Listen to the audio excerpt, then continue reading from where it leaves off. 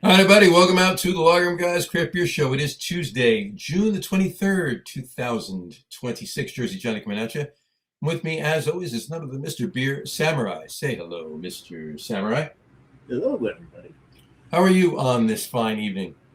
Just staring out the window, looking at the clouds. Staring out the window, looking at the clouds. That's not a poem or a song. I was gonna say we should write a song or a poem about that. No, I second both. There you go. So I'm not going to do that. You do have your fan on, right? I do want to make sure that's your fan. Oh, yeah. I should probably turn that off. That's over there. That's over there. We can turn it off in a minute. I'll get to that after we get done with our Tom. Just want to make sure it was the correct mic and not. No, it is this mic. I mean, we can make it like so you can really hear the fan. How's that? No, you don't like that. I don't like that at all. I'll turn it down the other way. How's that? I can barely hear you now. Oh, okay. How right about there should be good. Where you were before was perfect. Just fanless. No, just fanless. I'm saying. Neither of us have fans, though. No. Zero fans. 300 shows, zero fans. That's not true. We have one or two. Yeah, it's Brian. It's Brian. All right, one. Get the one. All right, there you go. Vanessa every now and then, but yeah, that's fine. Anyway. Unless she's actually a fan, she just likes to comment. Yeah, a little of both. It's probably a little of both. Probably. So how are you on this this fine evening? It is. I mean, we're celebrating like an important holiday in in one of the well, it's everywhere really. It's not just the country that makes the beer. It's everywhere. It's everywhere. It's everywhere. There's Italian craft beer everywhere, Dave. There is, if you know where to look. There you go. So happy National Italian Craft Beer Day. Like even in the building I work in, I can get. Would it be international?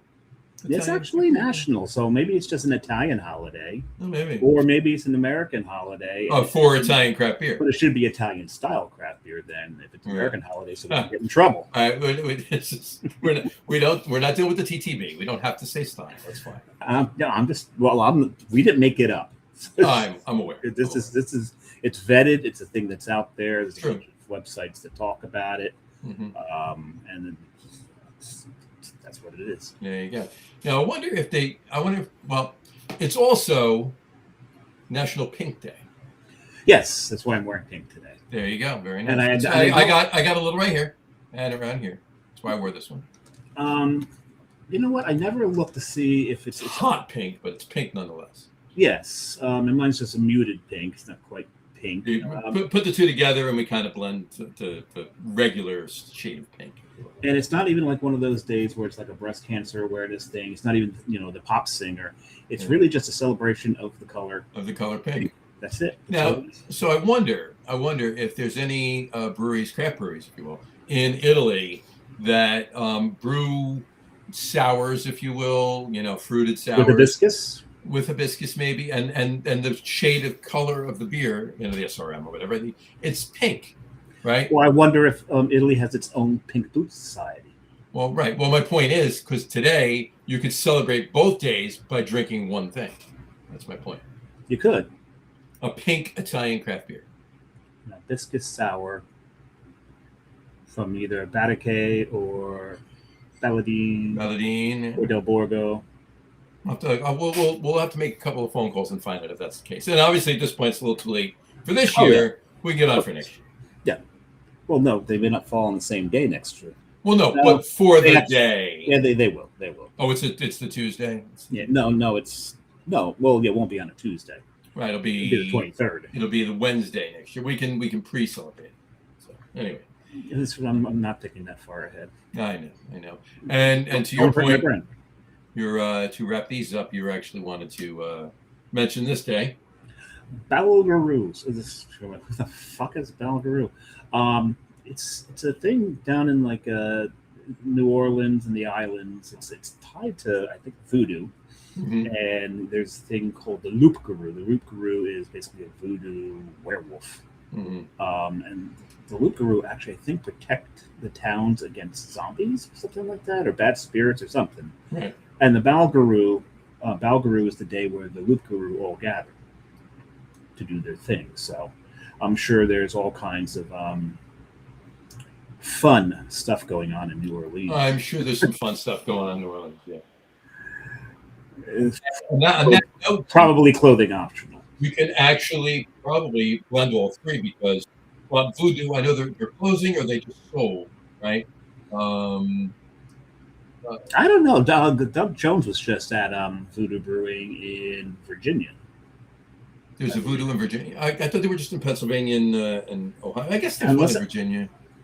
Well, anyway, my point is they brew an Italian-style pink Italian Pilsner at Voodoo and celebrate all 3 days. Now we're getting really with the werewolf? With the werewolf, right, of course. Yeah. Anyway, there's a fourth, but we'll save it for the later in the show. Yes, there is. There's a reason. All right, I'm getting thirsty. Oh, it was Voodoo in Williamsburg. Voodoo in Williamsburg. There you go. I'm not sure if it's the same Voodoo. I'm not sure. All right, I'm getting thirsty. Well, we usually don't pour ours until we bring the guests on. So we do have. Hey, we got guests today. We got guests, plural, today. Guests. I did say guests. All right, let's in there. Let's get them on. What do you think? Let's bring the twins on. Let's bring the twins on. There you go. Cindy and Tim from Twin Elephant. How are you guys doing? Hey, how's it going, guys? We're good.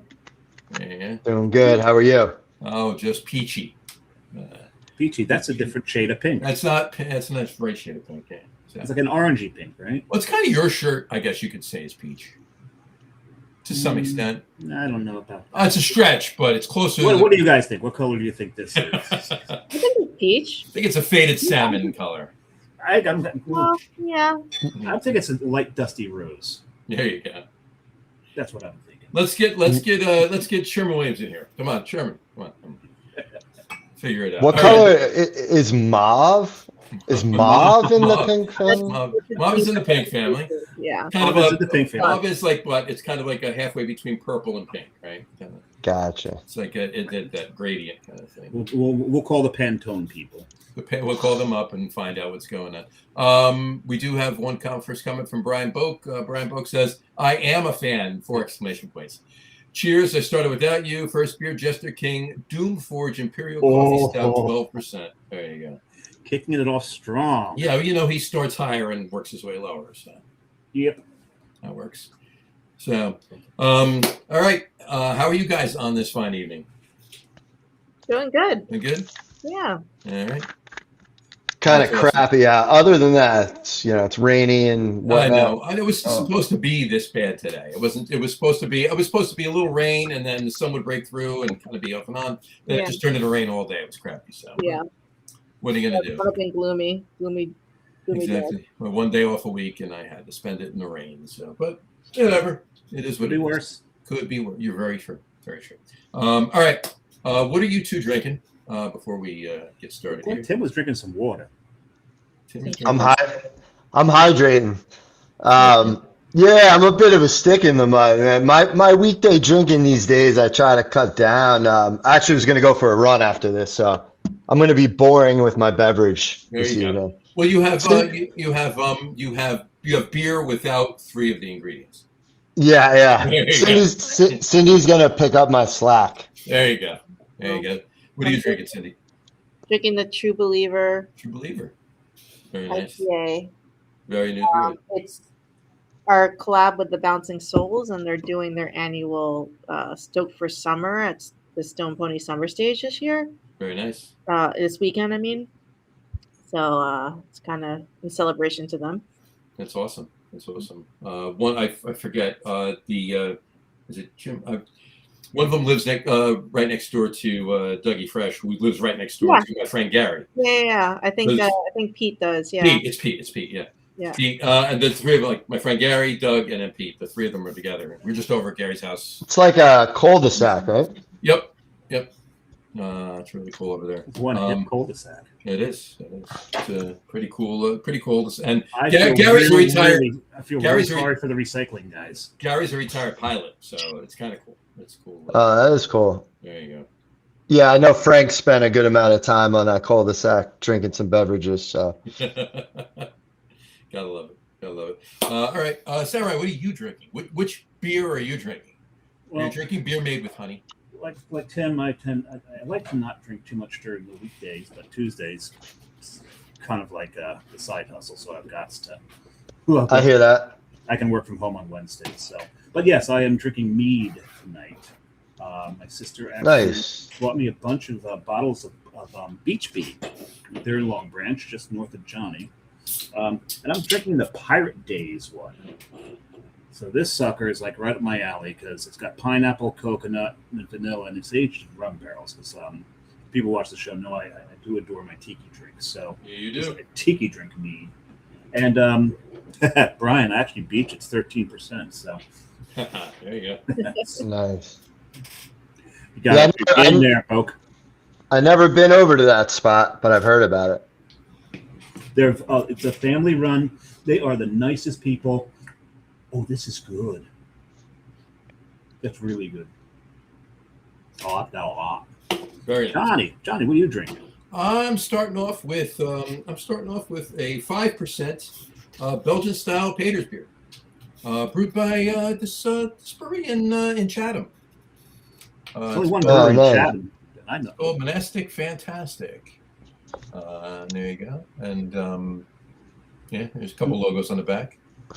Not much of that left around, I don't think. No, I have one more can of this. I have this one and I have one more. Yeah, so. How many did Matt walk away with? Yeah, well, no, I think we had a case split between the two of us. So I have 2 cans left. Which means Matt has none left. Well, Matt has none left. Matt had none. I still had like probably a little over a 4-pack, and Matt had none left. But yeah, this is fantastic. Hopefully it's holding up. Yeah, it should be. Yeah. It was definitely a fan favorite internally when we put it out. It's still drinking perfectly. It really is. Love it. That's a fun one. Yeah.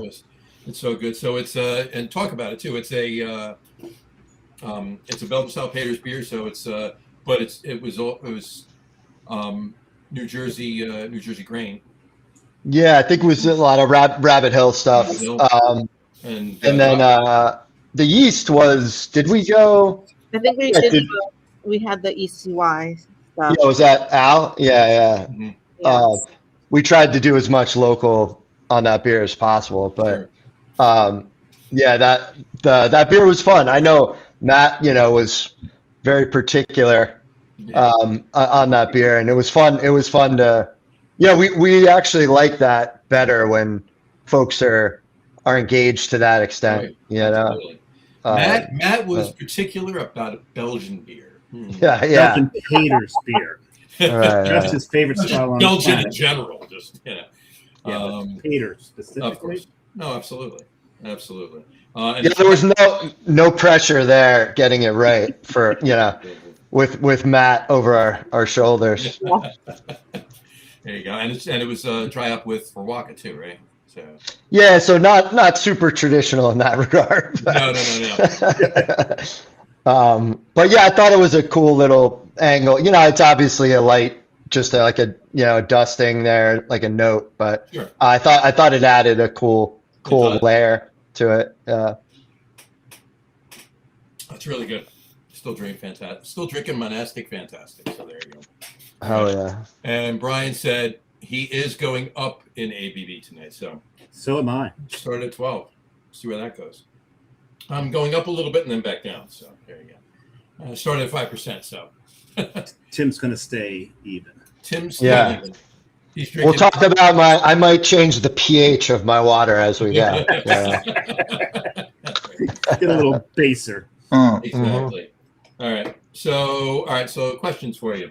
Before we get started into the nitty gritty of beer conversations, we always ask guests the first time that they come on the show. We always ask them. We'll start with Cindy. We always ask, to the best of your recollection, what was the very first craft beer you ever had? Oh, I mean, there's maybe Yingling. Does that count? Yingling. Yeah. Oldest brewery on the planet. Country. Country, not planet. Planet is Weihenstephaner, right? Yeah, it's about 750 years off. Yeah, I think probably because I went to school at TCNJ, so we weren't too far from PA. Yeah.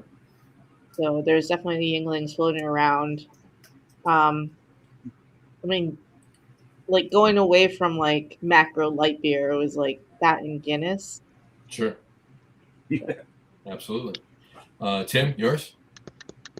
Definitely a lot of imports, like in the like 99, 2000 range, but then like 2001, I think, like the end of 2000, beginning of 2001, I went cross country, and I was in some little shop out in Northern California. I forget exactly where I was, but I remember seeing that old school Lagunitas bottle that just had their traditional IPA that just said IPA on it, and I was pretty curious what the hell that was. So I slugged a bunch of those camping, and then kind of the rest is history. And the rest is history. There you go. That's Yeah. And then we were homebrew. I'd like right after that started homebrewing and stuff. So sure. yeah.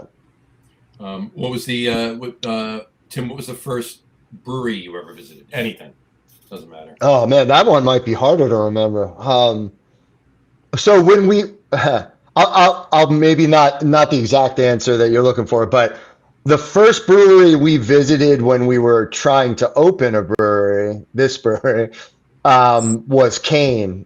Our other partner Scott and I went down, like right when they had opened, and actually Matt Ziegler took us for a fun little tour over there when he was brewing. Sure. But that's like definitely the first Jersey brewery I remember going to, unless Cindy. I mean, we probably went to something before that I'm forgetting, right? And we probably were in San Diego before that. No? Yeah, for sure. That was 2000. I don't know. So maybe it was like a San Diego brewery. Like we went to Stone. We went to River Horse way before that. Yeah, maybe it was River Horse. Yeah, that could be it. Yeah, it could be River Horse. River Horse been around for quite a while. So yeah, when they're still in the old mill. When they were in the old mill, in Lambertville, yeah. That building, if you go by that building, it's still empty and it still says River Horse on the side of it. Does it really? Uh-huh. Isn't Wild Fern opening right there? Wild Their Fern second spot? Yeah, not right there, but in that immediate area, they're opening the second spot. Yeah, they just announced that last week, right? She announced it. Yeah. The week before. Yeah, just recently. Yeah. Glad to hear it. They do good. Yeah, that's gonna be good. That's gonna be fun to get down there. I miss going down. It was a nice ride, taking it. You know, when we lived up in North Jersey, we'd come down 202. We'd stop off and taste some wine at Alba, and then not Alba, Unionville, and then go into New Hope, Lambertville First Park, go to River Horse. You know, and that was back before tap rooms, right? So have our four samples. Yeah. You get the tour. Yeah, the tour was pretty wild. That building is something else, man. They would do. I mean, everything was gravity fed from like the third floor, and like their setup was pretty unique. Like that building was super old, and they had some challenges. But yeah, you're right, Cindy. That's probably because I remember getting the chips and like doing the little tour and getting the samples, and that might have been one of the first spots we went to. I just remember being really impressed with like the way they set the building up. It's like they worked around a lot of different challenges they had there. Yeah. It was really cool. It was really cool. I mean, yeah, you're right. I mean, they had a lot of challenges, and it was very unique because of that. It was a really cool setup. Yeah. And so we stumble out of there and walk across the bridge over to New Hope for a while. So that was always fun. And then for sure. we wind up at Triumph, which now just closed the New Hope location. Oh, right. Yeah. So that whole entire thing is. I mean, we can still go to Unionville, but that's about it. Yeah. We got married at Unionville. Did you? Yeah. That's awesome. Oh, nice. That's awesome. Yeah, we pissed them off. So we pissed them off a little bit because we brought too much beer.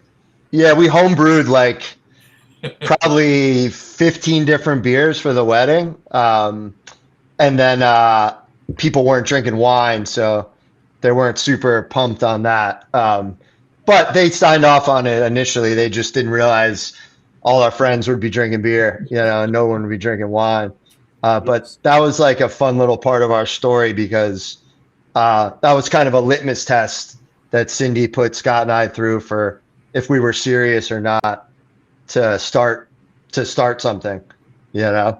If we could schedule, you know, like do a if production. we could logistically brew 15 different beers over the winter, you know.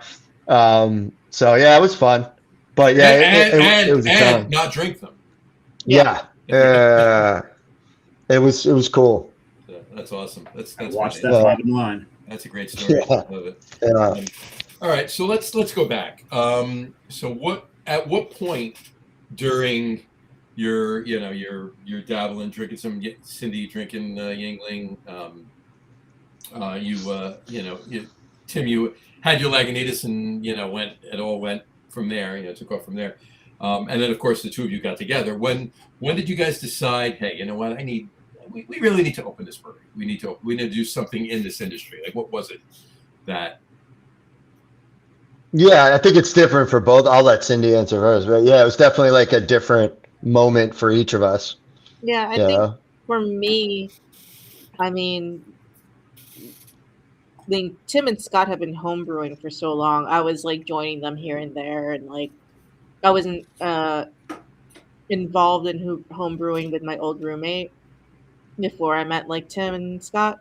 Well, I knew them from high school, but it's a whole different story. But I was interested in craft beer, and they were homebrewing for so long, and I got to a point in my career where I wanted to like either change careers, find another job, or do some big change. And the laws had changed a few years before. Mm-hmm. We were like 14, right? Or 12, was it? 12, September 2012. Yeah. And, I was like, I presented to them. I said, if you guys are potentially serious, like, let's put a business plan together and maybe we can actually do this. So I put a business plan together, and we sat down and, looked at it seriously, and it seemed feasible, starting as a small 2-barrel. And, when these guys signed off, we're like, okay, we can actually do this. Let's kind of jump into it and do it. That's awesome. And then, so Tim, what were you thinking while she was talking about that?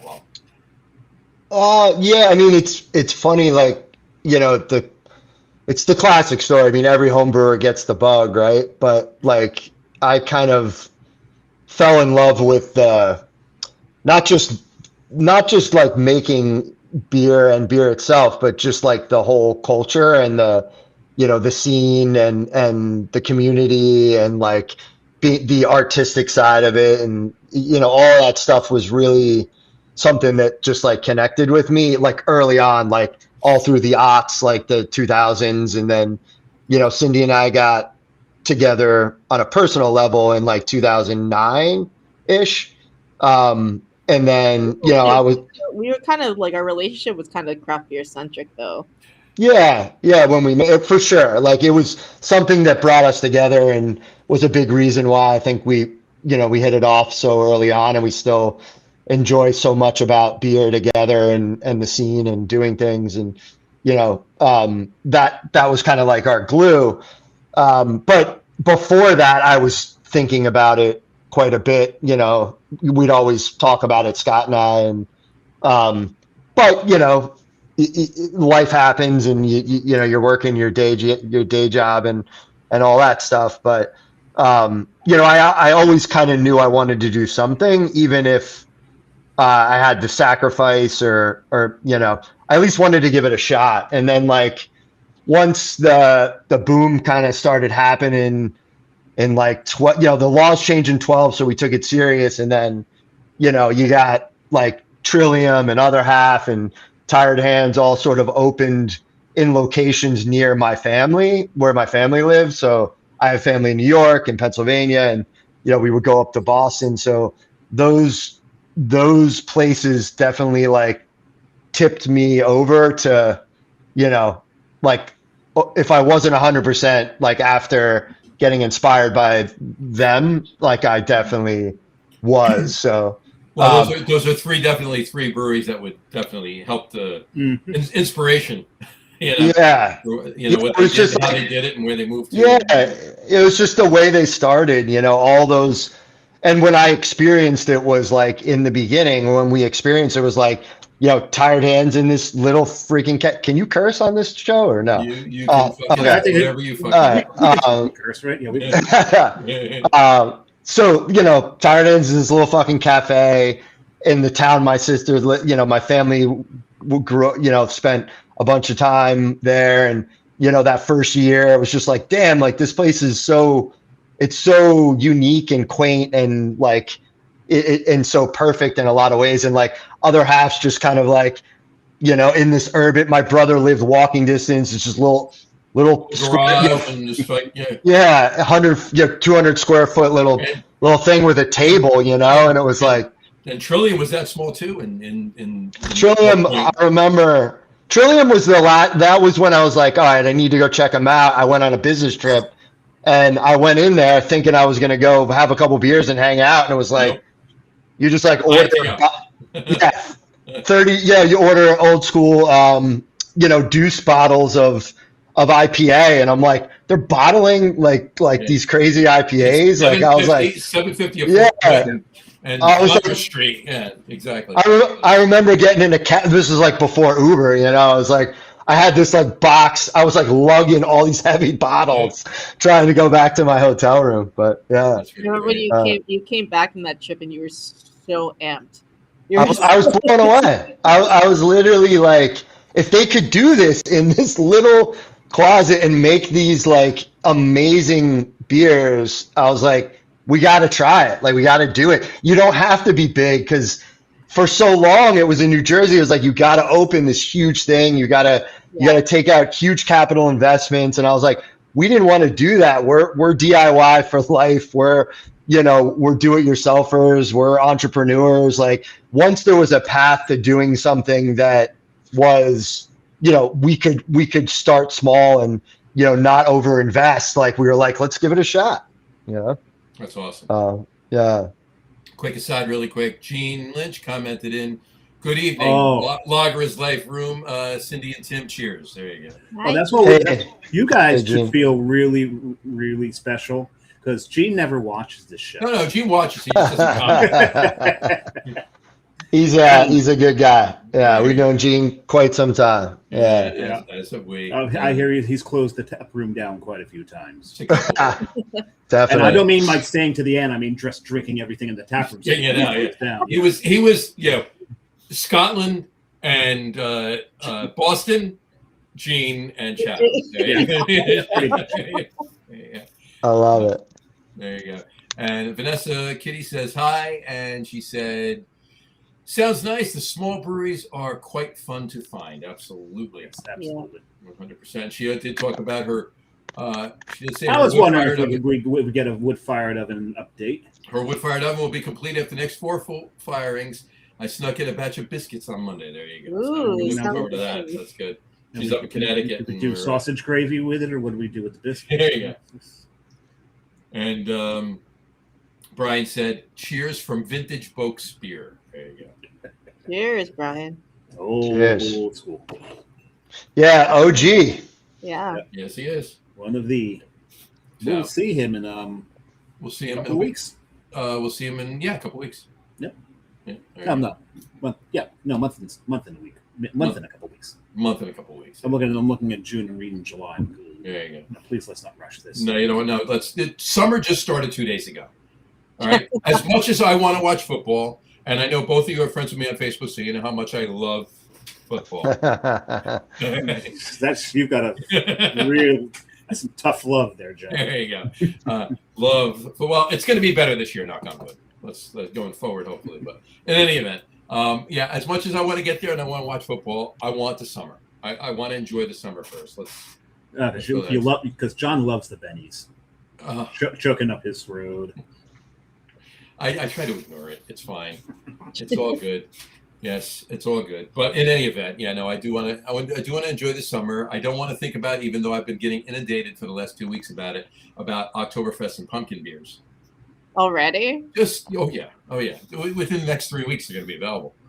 Eventually, the creep will come all the way back around, and they'll release these in September. But that's my point. That's what seasonal creep, right? I just think it's going to get earlier and earlier and earlier. Eventually, it'll back up to itself. Yeah, and we'll be where it should be. So anyway, all right. So you decide you want to open. You make the decision. Obviously, Cindy, you said you wrote the business plan. You want to put this together. Where did you take it from there? Like, what steps brought you to Chatham? The space you're in. How long did it take? So forth and so on. Bring us down that road. I mean, it took us a very long time to find a space. So I don't even know what year we put like a business plan together, but it took us at least minimum 2 years, maybe 3, right? Yeah, I think we started the plan in like 11 or 12, and then right when the year they switched the law, we 25. started the business plan, and then we looked for places for 2.5 years. Mm-hmm. And then at that time we were visiting other brew. Like I was saying, we went to Kane. We were kind of like doing our legwork, like on people that had recently opened, and kind of, there were a lot of breweries that were really helpful, like that had opened the year before us, like Bricks, Departed Souls, like people that had opened the year before that we could just pick their brain, like Joe from Manskirt. Like we went up and we were just like, tell us what not to fuck up, like we'll pay it forward down the road, we promise, but some of them were on electric. We were going small, obviously we were doing electric, so we picked their brain. And Bricks was on that old like tippy system with no manways, and that I don't even understand how they ran that thing for as long as they did. But was it like they had like 2.5 barrels, right? Yeah, you had to like jump in to grain out. Like there was no like manway. I think it was a full 3 barrel. Like yeah. But yeah, I mean it was so that was the timing, and then like I guess we probably looked at 100, 200 places that many places. So many everybody. Go ahead, sorry. No, everyone kept turning us down. We looked all around, like we looked in the area. So like at the time, Scott was living in Berkeley Heights. We were living in Basking Ridge. We were kind of looking in that area within 30 minutes maybe of where we were living, 30 miles. We were living just to be able to be present and like, just in case something happens, whatever. But all the towns said no. All these towns said no. All the building owners said no. They would hang up on us. We would warehouses, and they would hang up. Some towns legitimately, like we'd call the township to see if we can even do it, and the townships were saying no to us. How many of those townships now actually have breweries in them? Like almost all of them. I mean, all the building owners, like you would talk to them and you would not tell them what you were doing. We learned to kind of be guarded about what we were trying to do there, so we could at least start a conversation. But the second, they asked what you were doing and we said brew, we literally got hung up on once we said brewery. All these building owners thought it was like a liability and all this stuff. And I mean, I get it. Like the closest brewery to us when we opened was Magnify, was 35 minutes, whatever, 30 miles, 25 miles. So yeah, I mean that's true, because where you are, you can go up. Yeah, I mean that. Yeah, at the time, Magnify would have been the closest. That's none of these towns knew what it was. None of these owners. It just wasn't a thing in enough areas in New Jersey that they knew. I mean, there were breweries. Obviously, we were number 50, but there was nothing in our neck of our area now had so many breweries. There were none back then. Crazy. Yeah. Well, I mean, it's I mean, we're still in like the high 120s, 130s, and so many have closed too. Yeah. So I mean, I'd venture to say that at this point, I'd actually like to, I'm going to look into that too. I'm going to write something up. I'm going to do something. I'll put it online. But I'd venture to say that there's been not just from the boom, just from jump now and like from 90s on, there's probably been close to 200 breweries in the state. Probably, between what is open now and what was open and closed. Yeah. So. For sure. Yeah, I think it's definitely too. I mean, there was a big boom, like the year before us and our year, you'll see with all the anniversaries, there's a lot of breweries that opened like that second wave, like after the 25 that were already open, like Cane Cart and all the old school guys. Then there was like the year before us and our year, there was probably another 40, 50 that opened those 2 years. And then they just slowly, every year there was another 20 or so. Yeah. But we always wanted a place that was, I mean, I kind of selfishly wanted something that was in where we grew up, like a place we could give back to the community. That there's not a lot of cool spots to hang out when we were, 20 to 30 in our area. It was like a sports bar, a TGI Fridays, some shitty spot. Like there was no like place to go. We would just like skateboard, outside the bank or whatever. Like we just wanted a place people could kind of come hang that didn't exist before in that area. So absolutely. And John, according to Kivel, 146 breweries currently in the state. So 146 currently, easily 200. Yeah. And to your point too, like what I think that it's, and this is my opinion. And you can tell me if you agree with me or disagree with me, and that's what this is all about, right? I disagree with you. I knew you would. I knew you would. That's just that's us. Resting state. Sorry. Exactly. It's to me, it's a benefit to breweries to have more open, real close to each other. And I mean, like when I say real close, I don't mean within 5 miles. I mean across the street, down the block, and around the corner. Because now you're a destination, right? That's how I've always thought about it. I'm just for one example. Look. Is this going to be the pizza thing? No. I was going to say look up at Alligator. We're going to do the pizza thing again. I can do that if you'd like, but look up at Alligator. I'm good, thank you. Not that they needed the help, but across the street there's 5 breweries, and there's been breweries that have opened up there and Maine opened up there and left. Bissell opened up there and left. And it's a destination. And there's a distillery there now too. And I think that's so, such a cool thing. I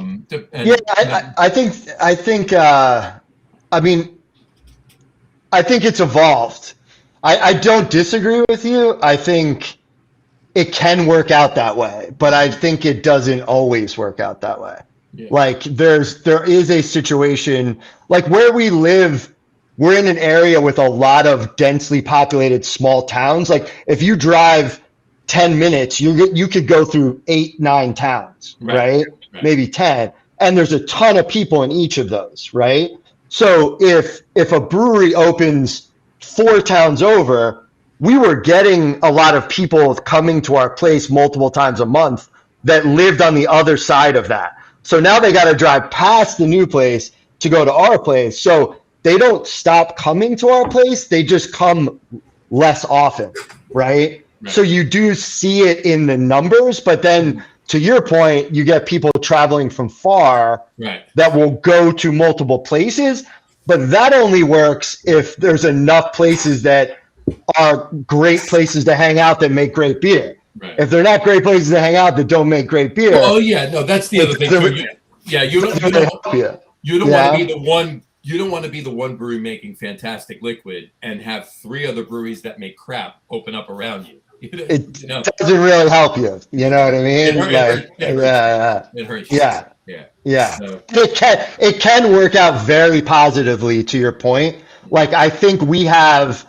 Like now in our area, like just to close the loop here, where we didn't have anybody, now we have like several, folks that, if I took a step back and was like, I want to travel for beer in New Jersey, like, and I live far away, I would come up here and hit those 3 or 4 spots and be super excited that I made that trip. Whereas that wasn't the case, 5, 6, 7, 8 years ago. I mean, No, you're right. there's at least 5 breweries within 15 minutes of ours. Right. Point. Vanessa Kitty just said a wood-fired oven in her backyard should help people visiting. There you go. Yeah. But what if you've got a wood-fire oven across the street and they don't do this? They don't do that, right? She's at 110 active breweries in Connecticut right now. So ask her what her favorite is. What's your favorite Connecticut brewery, Vanessa? Let us know that. She also, from what I was saying before, she said, yes, holiday season will be here soon enough.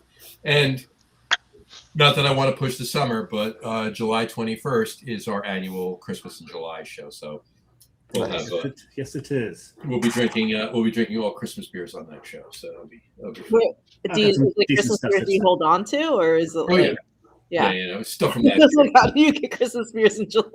Yeah, no, because Creep hasn't gotten that bad yet. no. She said, any train runs so I could ride from our new train. Any train runs so I could ride from our new train station. So any brewery that's on a train run is her favorite brewery. So, there you go. Got it. Gotcha. Anyway. So not what's one in Connecticut? Fox Farm is in Connecticut, right? Fox Farm's fantastic. That's my favorite. OEC is not too far from her either. No train. Buttonwood is in Connecticut, right? Buttonwood. Buttonwoods is in Rhode Island. Buttonwoods is in Rhode Island. Buttonwoods, we've had them on the show. Yeah, they're in Rhode Island. They were in Morgan. You had Morgan on the show? Morgan was on the show with that son of a bitch. Yeah. They were at Cranston. Now they're in Providence. So yeah, we made some beer with them. I've stayed at his house when we went up there. Yeah, he's a good guy. He's a great guy. Sweet. I'm just who did we make a beer with that was in Connecticut? I'm like blank. Transcend. Oh my god. Okay. Yes. There you go. Never had any of their stuff. You guys. They just opened not that long ago, so yeah, they're not that old. I don't think. Couple years, 2 years or something. You guys kill it with collapse. I got to tell you, you guys kill it with collapse. Thank you. You do. Another good one in Connecticut that's relatively new is Gaius. I heard of them. You know, my favorite collab you guys did was right. You just drank it. I just drank it. Right? Yeah. I was gonna say that one. Yeah. I'm opening the next one, and this is going to look a little weird. It's not what you think it is. What makes you think that I thought that's what it was? Was it good for you? There you go. It's one of those things. It's the thing where you would like put it in through the cork. Right. Wow. You just pump air in, and then the air forces the cork out. I never saw that. That's cool. That's neat. Carrie Zant got this for us. Nancy gets a lot of play on this show, and I don't think she watches. She really does. Right? She has no idea how often she That's cool. Yeah, it works rather nicely, actually. I mean, I'm still a fan of, because this is finesse. This is style. It's classic. And you're like, when you're doing this, you're showing off, basically. Right. But this is just ease. Yeah, I think it would be good, too, for like older corks, right? So you don't get them all broken up, right? Exactly. But it also makes that great popping noise. Right. So I've got another mead, and again, it's Beach Bee. This one's Hula Dancer, and because it is National Pink Day, it's pink. Nice. It's mead with hibiscus, vanilla, and cinnamon. Ooh, that sounds good. So let's see. Did you finish that other bottle? No. If I finished the other bottle, the person in the other room would probably kill me. Yeah, You'd be sleeping. You'd be sleeping on that couch behind you. No, I'll be sleeping out there. I was thinking of finishing one of these bottles the other night, but it wasn't going to happen. So that is nice. Is it? Yeah, it's very nice. The hibiscus and the cinnamon play very nicely together. Yes. It's funny that sometimes hibiscus really is just a colorant. Sometimes it actually can impart flavor. Yeah. And this one is actually given that dusty mouthfeel flavor that hibiscus can give off, like when you use rose petals as well. Yeah. Right. It depends on what it's going into too, right? I mean, if it's Yeah. going in, if it's going into a mead, I think you're going to get more out of the hibiscus than you're going into a beer, right? You put into an IPA and you're not tasting any hibiscus. Not so much. Yeah. No. We just put some hibiscus tea into a Belgian wit, actually. Oh, nice. And it's nice. Like we actually have the base beer on tap and we have the hibiscus version on tap as well. So you can do a side by side. Nice. I like when you and it's like it's just the hibiscus perceptively kind of dries it out a little bit. Right. It has that floralness and like a little there's enough that almost makes it a little berry note to it, which is really cool. Yep. Nice. But it's like very like subtle. So, it's almost like a non-tart cranberry. Yeah. Flavor that I would probably pin to it. Yeah. But that drying out is also the mouthfeel that hibiscus gives off. Helps level it. Yeah. Yeah, it does change the mouthfeel. We make a wheat beer too with it called Mr. Pinkerton that has that's great beer. Thank you. Yeah, but there's also Mr. Pinkerton's great. Yeah, it is. There's it's very berry forward, but not like overwhelming. Just like you get berry out of it for sure. Yeah. Whatchamacallit? I'm my second beer. I am drinking my second Twin Elephant collab of the night. Respect. Best collabs. There you Oh, go. nice. With Vault, right? Vault. Who was that with again? I can't remember. Oh, Two Bones. Yeah. Two Villains. Yeah. Well, Two Villains. That came out really nice, that beer. Yeah. This is really, really fantastic. We'll talk about that in a minute. But yeah, no, this is, I opened it up. I was like, the haze poured right out of the can. Sometimes it's like muted coming out of the can, but I saw it. It's like the color, like that came right out of the can. It wasn't muted, and then it filled the glass, and you saw that. Right. Yeah.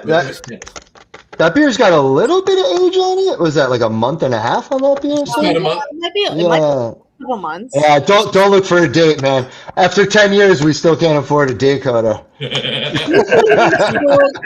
I'm trying to think. No, this is you. How did I get it? You brought it down. Yeah. No, yeah. Cindy brought it down. Cindy. Yeah. I think it was right after, either right after or right before CBC. Yeah. CBC, yeah. Mm. Oh, I did forget. Fantastic. There's no DO. There's nothing. I mean, it's nice. Very good. It's perfect. I'm not even blowing smoke. Yeah, and really it's hard to, the longevity on those things. It's obviously a challenge, but not DL, but like that the hop character and stuff, right? Well, I'll be honest. I had a can, and I won't say what brewery it was, for reasons. But I had a can of it for some reason. I still had a can of this particular brewery's beer, but I'll leave it alone. I think you know where I'm going. Sitting in the back of my fridge. Right. The last time it was brewed was, and this is not recently. This is probably back in February, so it was probably a little over a year old. And wow! I found it. I didn't keep it that long. I found it in the back of my fridge. So sure. I have one of these. Yeah. But I didn't find it in my cellar, right, or on a shelf or whatever, because then I lost it. It's in the back of my fridge. I'm like, I got to try this. So behind the yams from Thanksgiving. Behind the yams from Thanksgiving, basically. And I opened it up and I poured it, and clearly it wasn't fresh. I'm not going to make any argument that this was fantastic. It was not. But there was no DO. I got no cardboard. I got nothing. It was the hops were muted, but it was drinkable. I drank the whole thing. Yeah. That's great. Yeah, that's pretty good. That's a testament, not as much to the brewing of it as it is to the canning of the packaging. The packaging. It's important though, because like your product goes immediately bad if you don't have good packaging. Mm-hmm. We've had. Sorry, I'm like we've had a blip here and there, even like as tight as we think we have it. it happens. Yeah. I would say it's one of the hardest things. Like I would say that to any brewery opening. I know a lot of people rely on, mobile still and, but like even that, like you got to be on top of people that they send out. And if you don't know what's going on, like those, like we have horror stories from COVID because, all these companies were grinding their people so hard trying to make that buck during COVID that they would be doing 24-hour shifts. They'd be going up to Equilibrium and canning all night and then coming to our place the next day like zombies, Not even next day. We Yeah. literally started a canning at 3 a.m. Oh my God. Right. because that's the time they can get to us. Yeah, that's Yeah. I would yeah. I just that's insane. That's insane. If I actually went back and looked at some of the notes, and there was literally in that run, and I won't say that it was for the entire run, but for the samples of that run, there was 4 ppm of DO. That's good. That's really good. Yeah, that was It's fantastic. in spec, they say. Yeah. And it's in spec. Yeah, it's hard. I just think that I think some breweries don't realize how challenging it is when they take it on internal and how there's a learning curve. And, it's especially if you're not hiring someone that's the packaging engineer from another brewery or whatever it is, right? Like it's tough, man. It's a real big challenge to get down. Gotcha. All right. Let's catch up on just a couple of Vanessa's. She said her fridge has extra depth. She must regularly inspect it to make sure she didn't push something way back. And as far as the hibiscus, she said rose petals and raspberries taste the same to her. She said. You can see that. I can see that too. Yeah. And then speaking about your corkscrew there, she said a cheater pump, the old screw method for me, she said. So Okay. there you go. Anyway. It's too many jokes there. I had to let that one go. Anyway. Well, All right. So now, okay, you found the space obviously in Chatham. There's a lot going on. Obviously, you decided to go you started with a 2-barrel electric, right? You said, Yeah. And when did you opened in May 16. May. Yeah, I just 2016. I'm like May of 2016. Just grab my charger. I'll be right back. Yeah, go for it. He got up. I swear, I thought for some reason his headphones were not Bluetooth, and I thought he was going to pull something off of the table. That wasn't funny. Because mine are not. It's mine or not. That's why. Yeah. Same here. Like everything just everything off, just like pulled right off, and he just And from what I hear, you guys opened and you guys were doing well with the amount of beer you had until Gene Lynch showed up. right. Yeah, and then he drank us out of all our inventory. And you guys had to shut down early because fucking Gene. Fucking Gene. Vanessa just corrected us. She said, "LOL, corkscrew." There you go. Gotcha. All right. Curious. Well, when you're only making like 3 half-barrel kegs of beer, Gene may be able to actually accomplish that feat. He may very well have. I know I was there with him early on, so but he went there more often than I did. So yeah, the two barrel was an interesting time. Immediately we're like, this was a bad idea.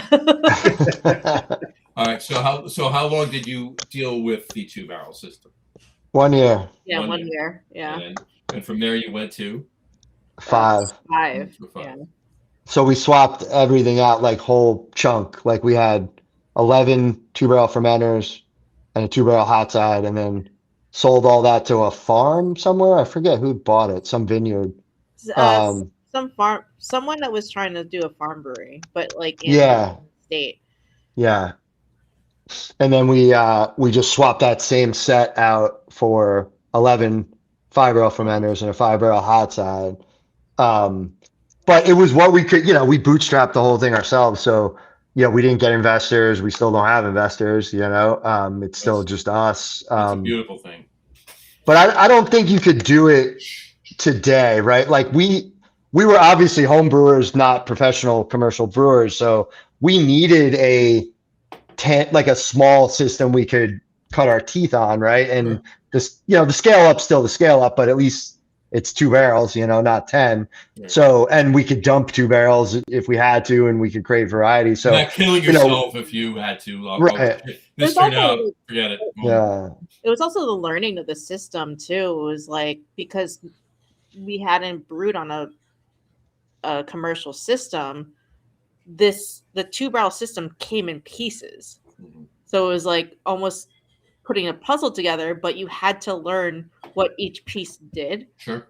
So that was extremely helpful. I mean, like, all right, this is what, is this part of a homebrew system. This is what takes place at the cooler, Yeah. As opposed to like a big hard piped, hot side that everything's already in place. Yeah. Yeah. I mean, it was tough. It was tough to obviously keep beer around when the closest brewery is 35 minutes away. Right.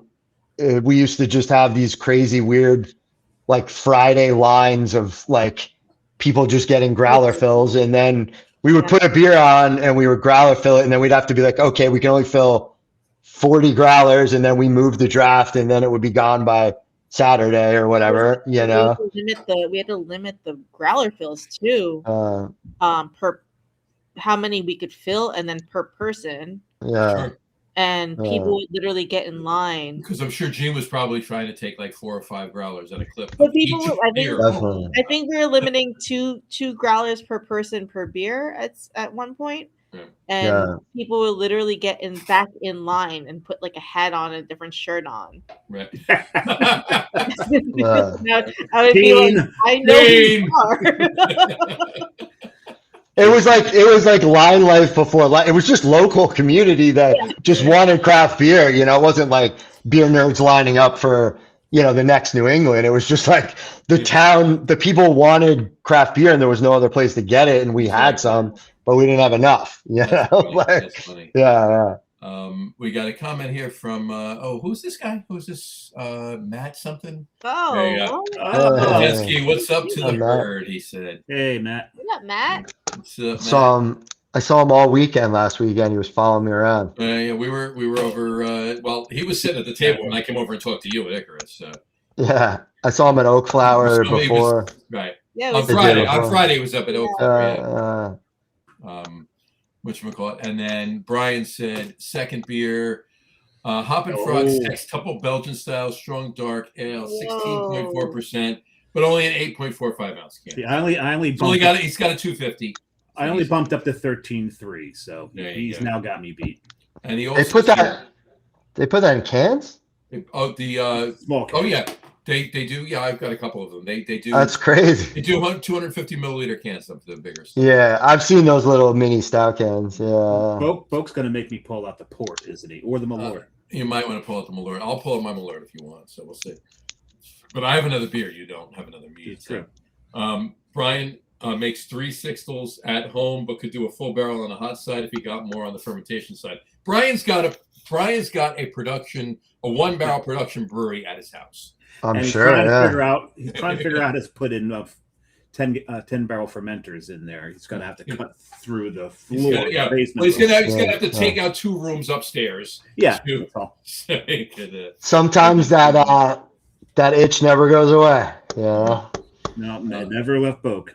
And and Vanessa said she's building a keezer to hold 6 of the 6 sixtels this year. Nice. She said keeper, but then she said, "Oops, keezer." There you go. And she said, "LOL, must wear masks to get more." At your brewery, must wear masks to get more. No. There you go. Yeah, I think Gene actually did make a Matt Potensky mask, so he does have it. I gotta see that. Hair. A mask with just facial hair here. Just a hair, right here. Yeah. He'd have to get he'd have to get the gloves though to make his fingers. His fingers, sausage fingers. Yeah. Kibasi fingers. Remember, it's Kibasi fingers, right? Kibasi. And Brian said lateral fermenters like Greg's already has. That would go. probably go better in your basement. Absolutely. You lose half your viewing space though for the Giants games. Right. This is true. Well, it does away games because home games he's at all of them. So yes, of course. Exactly. Stack And 'em up. we're at a few of them with him. So anyway, all right. So what was the first beer you brewed that on the 2-barrel system on the 2-barrel system that you actually tapped and poured at the tap room? You remember? I'm sure you do, but The very first beer? very first beer. We are currently at 666 beers with the Mark of the Beast on Untapped. So, Yeah. beer number one. Yeah, well, I just figured you'd remember beer number one. I'm not asking you what beer number 9 was, right? But I know, like the first set of beers we made. fair enough.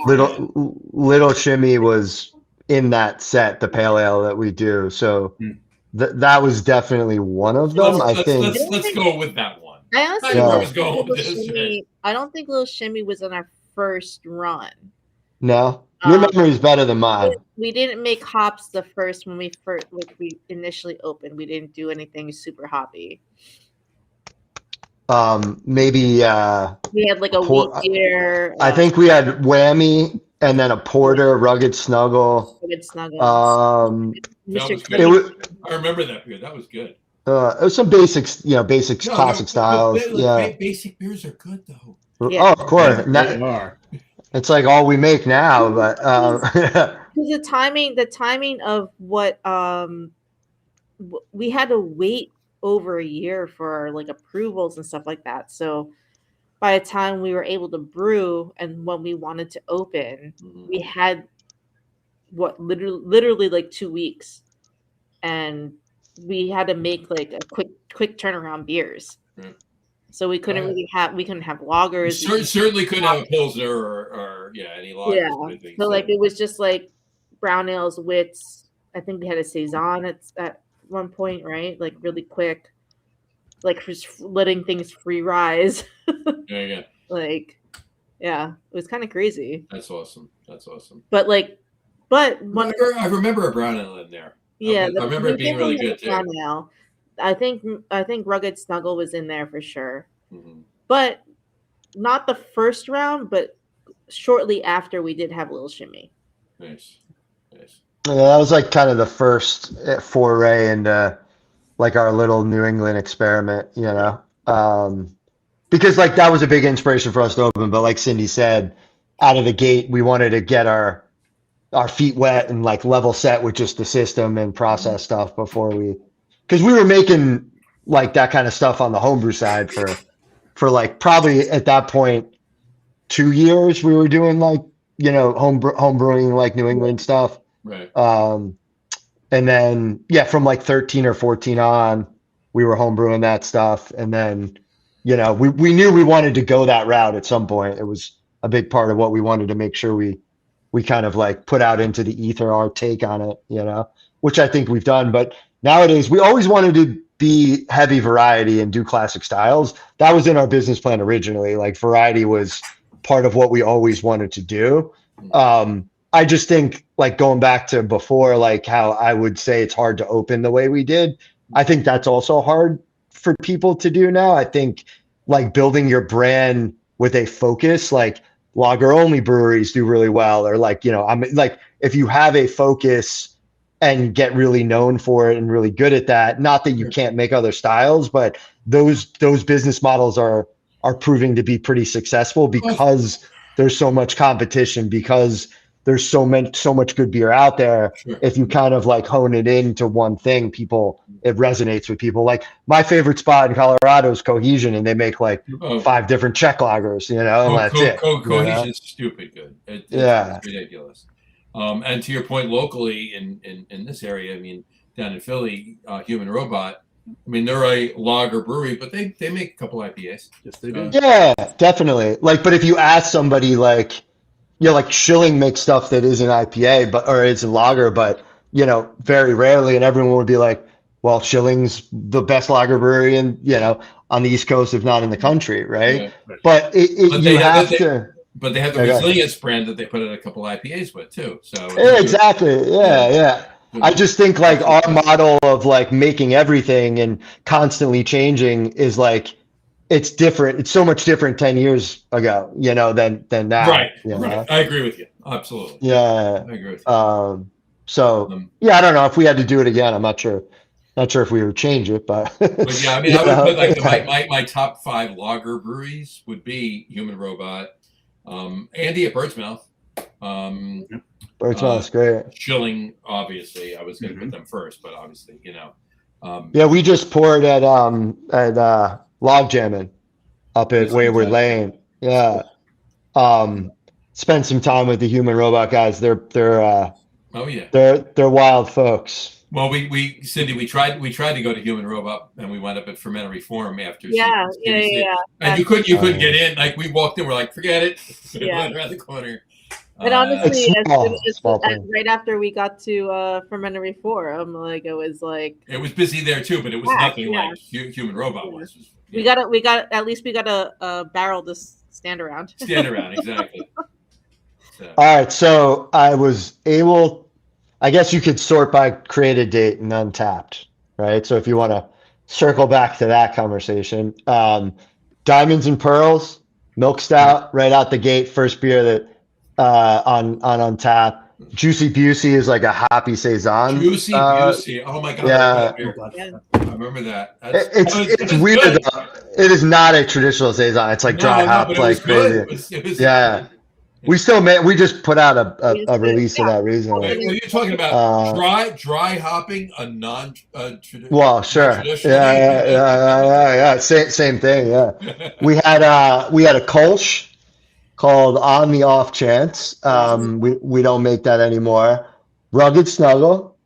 Can I Kick It, which is a hoppy red ale we still make. One of Cindy's favorites. Mr. Pinkerton, which we talked about before. Yeah, it's good beer. Little Shimmy and Big Shimmy, the IPA version of Little Shimmy. Yeah. So I mean, pretty. And then a brown, Chuggington. Remember Chuggington? Chuggington. That's what it's called. Oh my god! Right. I was trying to think of the name of the brown ale. Oh my god, that's right. It's so funny when you look back. There's so many beers we only made one time. It's like. Kind of funny. Like you come up with a name, you do all this stuff, and then you hone in, iterate on the recipe, change things up, make a new brand. That's how you get to 666 freaking beers. Now, speaking of names, I was going to say you need to brew an extra one right now. There you go. 666 right now. Is what you're saying? Yeah. But speaking of names and brands, where did Twin Elephant come from? There you go. Yeah, the question, the most asked question. So the short story, I'm an identical twin. My brother is in the film industry. He's an editor, commercials and movies and stuff like that. So when we were trying to name the brewery, it was 3 of us. Now there's 4 partners now, but at the time there were 3. And we couldn't agree on shit. Like 2 people would like a name, the third, but we had a hard rule that was like, if one person's like super out on the name, like it's gone off the table, So my brother. The hard rule was you have to get it you want to have it. Yeah. Right. My brother has an LLC contracting company that he just runs all his contract work through.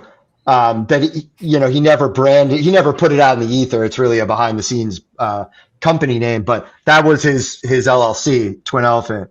And he came up with it because it's super rare for elephants to have twin offspring. It happens every 100 years or 80 years or something, because the babies are obviously so large. It's difficult for them to birth twins. So he thought it was super interesting and rare, and kind of spoke to our growing up as twins and it being rare to have like a twin brother. And we were like, that kind of resonates. We're trying to do something different. We're trying to really speak to that point. And then, we're one half. So the name, even though everybody wants to put an S on the end of the name for eternity, we're one of the twin elephants. You know what I mean? Like we're Right. singular. So that's kind of how we came up with it, and nobody hated it, and now it's grown on us. So And is that did the logo come from the same place? now Cindy's cousin ran with the logo. She can kind of tell that story. Yeah, Yeah. so my cousin's a graphic designer, and she's very talented, and we kind of approached her. We were like, can we make something stampable? We wanted something stampable. Yeah, Rough- like burnable into wood. Yeah. Easily tattooed. Right. Yeah, We tattooed. wanted something stampable, rustic, but also like Abstract. abstract, but abstract and rustic, but also has to very portray an elephant. And she came up. It was like one of the first iterations she came up with, right? It was like Yeah. it was within the first like few things she showed us, and we were like, "That's it! Like this is it." And she did something very creative that she didn't even know she did, because she did one of these psychological things where people, if your brain reads right to left, they see a smiling whale. If your brain reads left to right, you see the elephant. So people come in all the time and say, "Why is your logo a whale?" And none of us had when that first. I got to be honest with you, Tim. I've never ever seen that. Before. Yeah, I do. Now I do. Right. But none of us did either. We, for like 6 months, we were like, this is great. And then someone's like, "What's up with this whale?" We were like, "What are you talking about?" And then, yeah, it was just wild. Those of you listening to the audio only podcast, go to YouTube or our Facebook page at 1 hour and 12 minutes, and the logo's up on the screen. There you go. You can see it. Now, when it was explained to you, because there's a few cultures that read right to left, the Asian culture, and I believe the Jewish culture reads right to left. Yeah. And so that's the people that told you that they saw. And I do think it was an Asian person that first told me that. Yeah, I do think that there hasn't been a consistent No, over time, other people, yeah. But I do think the first person that told me, because I have a very vivid memory of like that first time, because it blew my. I was like, "Cindy, like, we got to call your. Did she do this shit on purpose? Like, what is going on here? Like, this is wild." I was like freaking out. the But duck rabbit. Do you remember the duck rabbit logo? yeah. Duck Rabbit logo is I missed Duck Rabbit too, but that was awesome. It's not a scooter. It was a duck and a rabbit. It was both. It was. Yeah. That's actually one of my most dear possessions. Is I do have a duck rabbit snifter that's hand painted with 4 of their logos. Nice. That's cool. Now, I gotta ask you, based on that, have you ever done whale elephant? No, because I personally just don't want to lean into that too much. Like from a beginning perspective, or it's not a whale. That's right. Well, we could do a collab with whalers. Whalers, yeah, that's right. They still around, right? Yes, they're still they're very, very much around. Yeah, or if you want to get rid of that whole thing with the whale, you do one with harpoon, and they can harpoon it for you. Is harpoon still around? Let me look that up. I want to show the next beer. Yeah.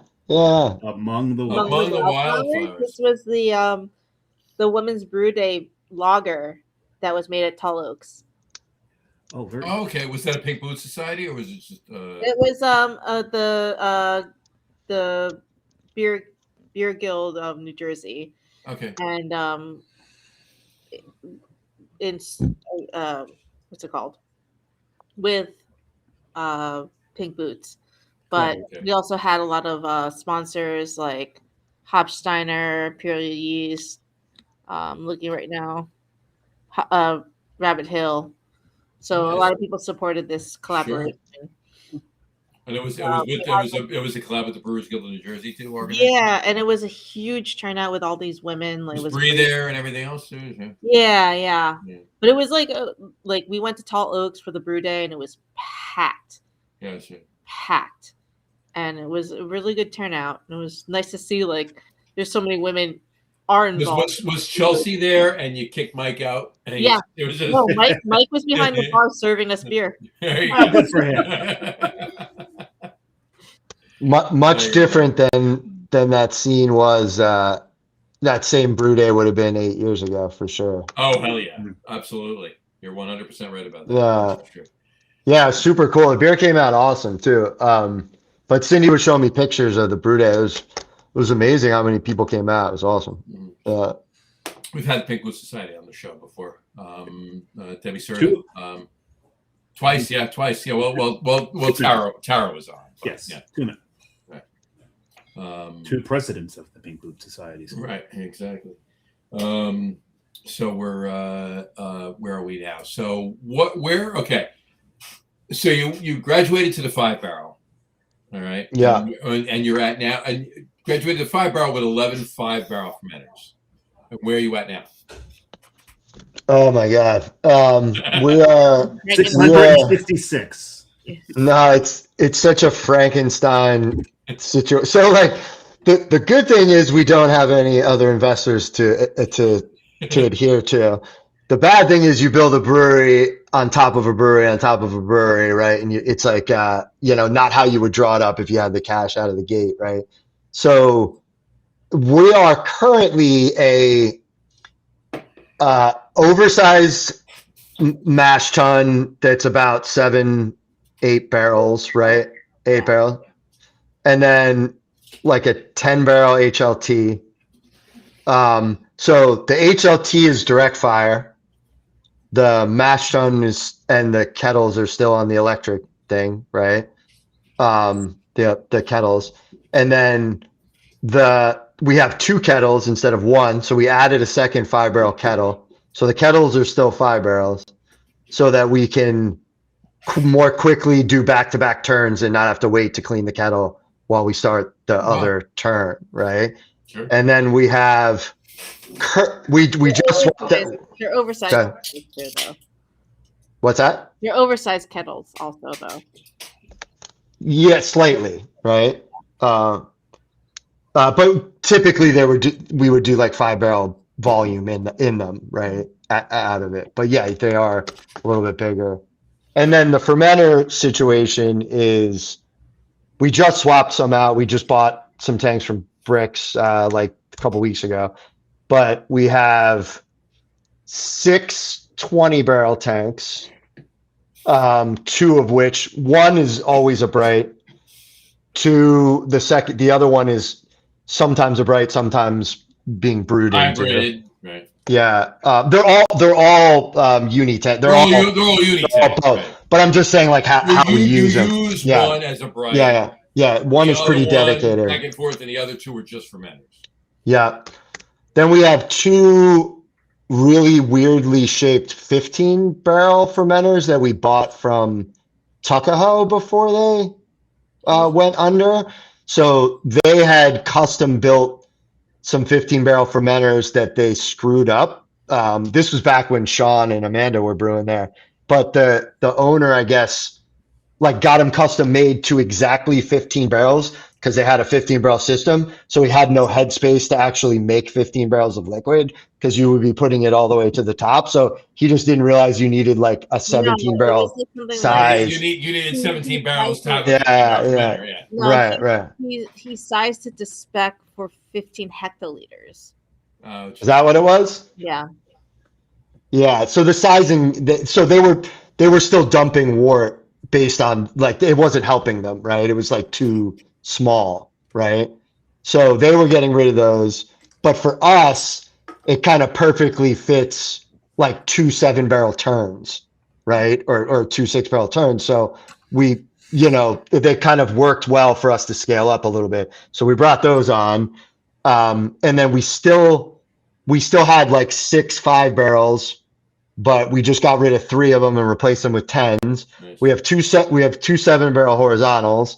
We got 2 5-barrel brights, another 10-barrel bright. So 3 of the 10 barrels we bought from Bricks, 2 are fermenters, 1's an acting bright. So as you can see, it's very difficult to navigate what the hell we got going on. But basically, and how much room do you have left in the tap room after putting all of these fermenters? Yeah, the space is pretty stacked, but at the end of the day, we can do a single turn sort of batch, right, for a brown ale or whatever, or 2 turns of lager into a 15 that goes into the 2 stackable 7-barrel brights, or we can do 3 turns into our 20s of like a DIPA, like you're drinking, the best come correct, right? So the 3 turns is obviously a lot of labor. It's not the greatest, but you're doing 2 turns one day and a 3rd turn the next morning, pitching the first day, and then And I say that knowing how you have everything set up, right? Right.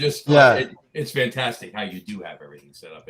It's nice to have flexibility to do different things, but it's obviously labor intensive and not as economical as you would want it, probably, especially these days with the way everything costs, more. But it works, and you have your method and the way you do things, and it works. 100%. Yeah, 100%.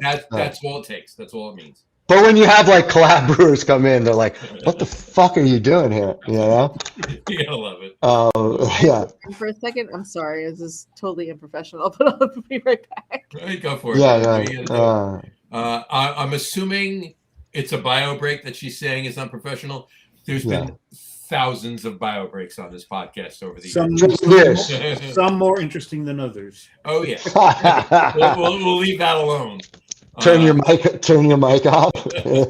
Well, someone didn't realize that the earbuds were still on. Because they were nowhere that their earbuds could pick it up and still broadcast to their while the laptop was on the porch and they were out at a tree. Well, no. The laptop was on the porch. It was inside the porch. Inside. And and that particular person was outside, but we won't say who it was. No, we won't tell you that it was Augie. No, we won't say Augie. Brian did say, while Cindy's away, away games he will travel with his new motorhome. It's fantastic motorhome. There we go. We actually now he doesn't need the TV down. We actually do have a picture of Brian in his motorhome. There you go. It is right there. Nice. Right there. And then whatchamacallit, he also said his 3rd beer is his Belgian Saison. Finally kicked that thing. Okay. Only got 3/4 of a glass. Finally kicked his keg of his Belgian. Nice. He really ramped down the ABV there. There you go. So, all right, and I got to tell you, while Cindy's still away, Tim, I'm not blowing any smoke. This was fucking fantastic. Oh, thank you, man. Appreciate that. Yeah. This was one of the best IPAs I've had. Appreciate it. Yeah, I mean, we've been lucky to work with some hop farms that have really, we had a relationship with Eggers. You see Eggers everywhere now, but we were lucky. Eggers is everywhere now. Yeah, everywhere. I mean, I think honestly, we were the first person to put their name on a can for the record. But and to your point, right? Exactly. Like, I don't know anybody that puts, Hopsteiner, Nelson Sauvin, or Yakima Valley, or Country Malt Group, Pilsner Malt. Nobody knows that, but Eggers is on every can. It's ridiculous now. Yeah, we like to call out the small folks. I mean, like we it's actually a pretty interesting story if you want to hear it real quick. You remember Hop Culture? I think they're still around, the magazine. So they would do, I used to do events with them, and they would do a lot of cool articles, and they did like a 50 person list or breweries with women ownership, right? And they listed us, and the sales rep who was working for the farm at the time, they were very small. She reached out to every one of those breweries, including us, and was like, do you want to work with us? And we were like, yeah, I mean, that'd be awesome.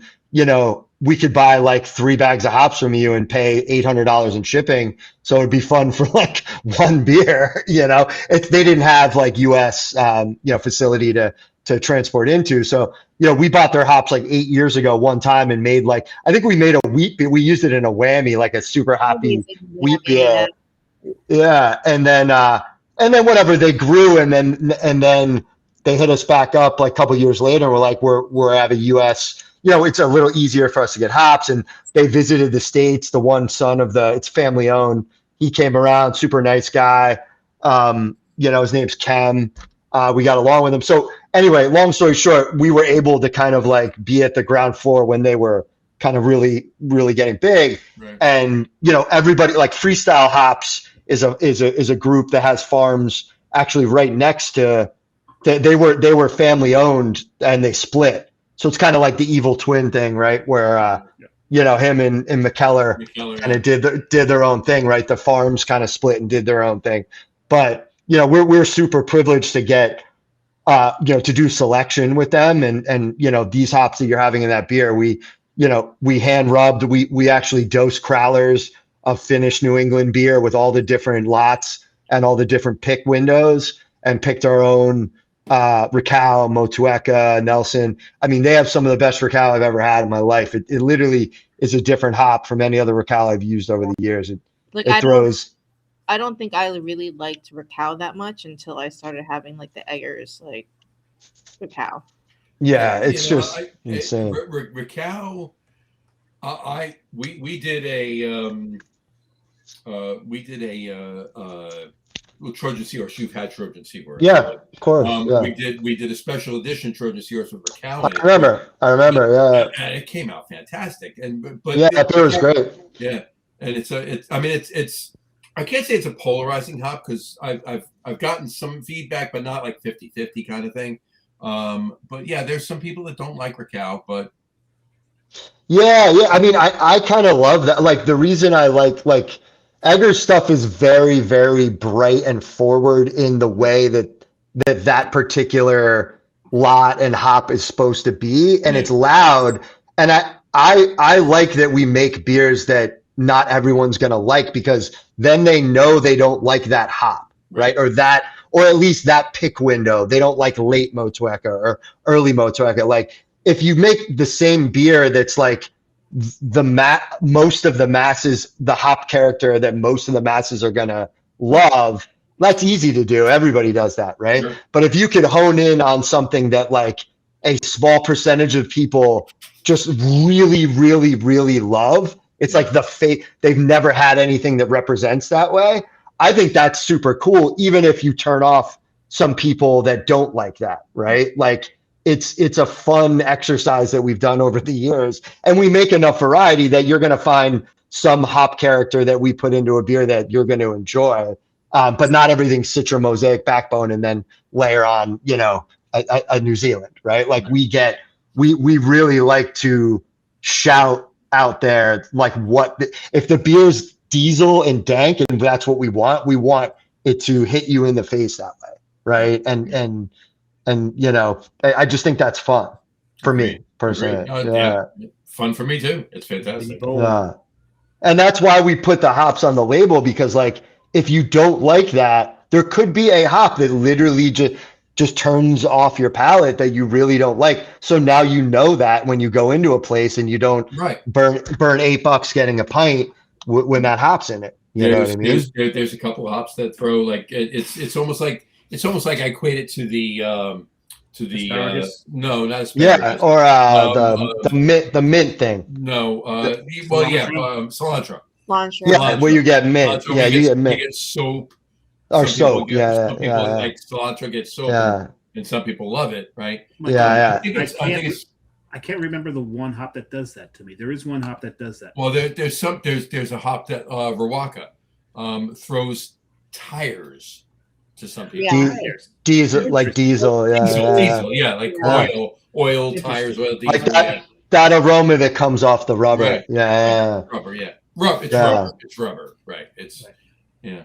So I love it. Like you don't want to yuck anyone's yum, right? Like that's some people, that's their jam, right? Like I think Enigma was one that like was tennis ball-y, right? Yep. A lot of people loved, and like me and Frank were like, this tastes like rubber.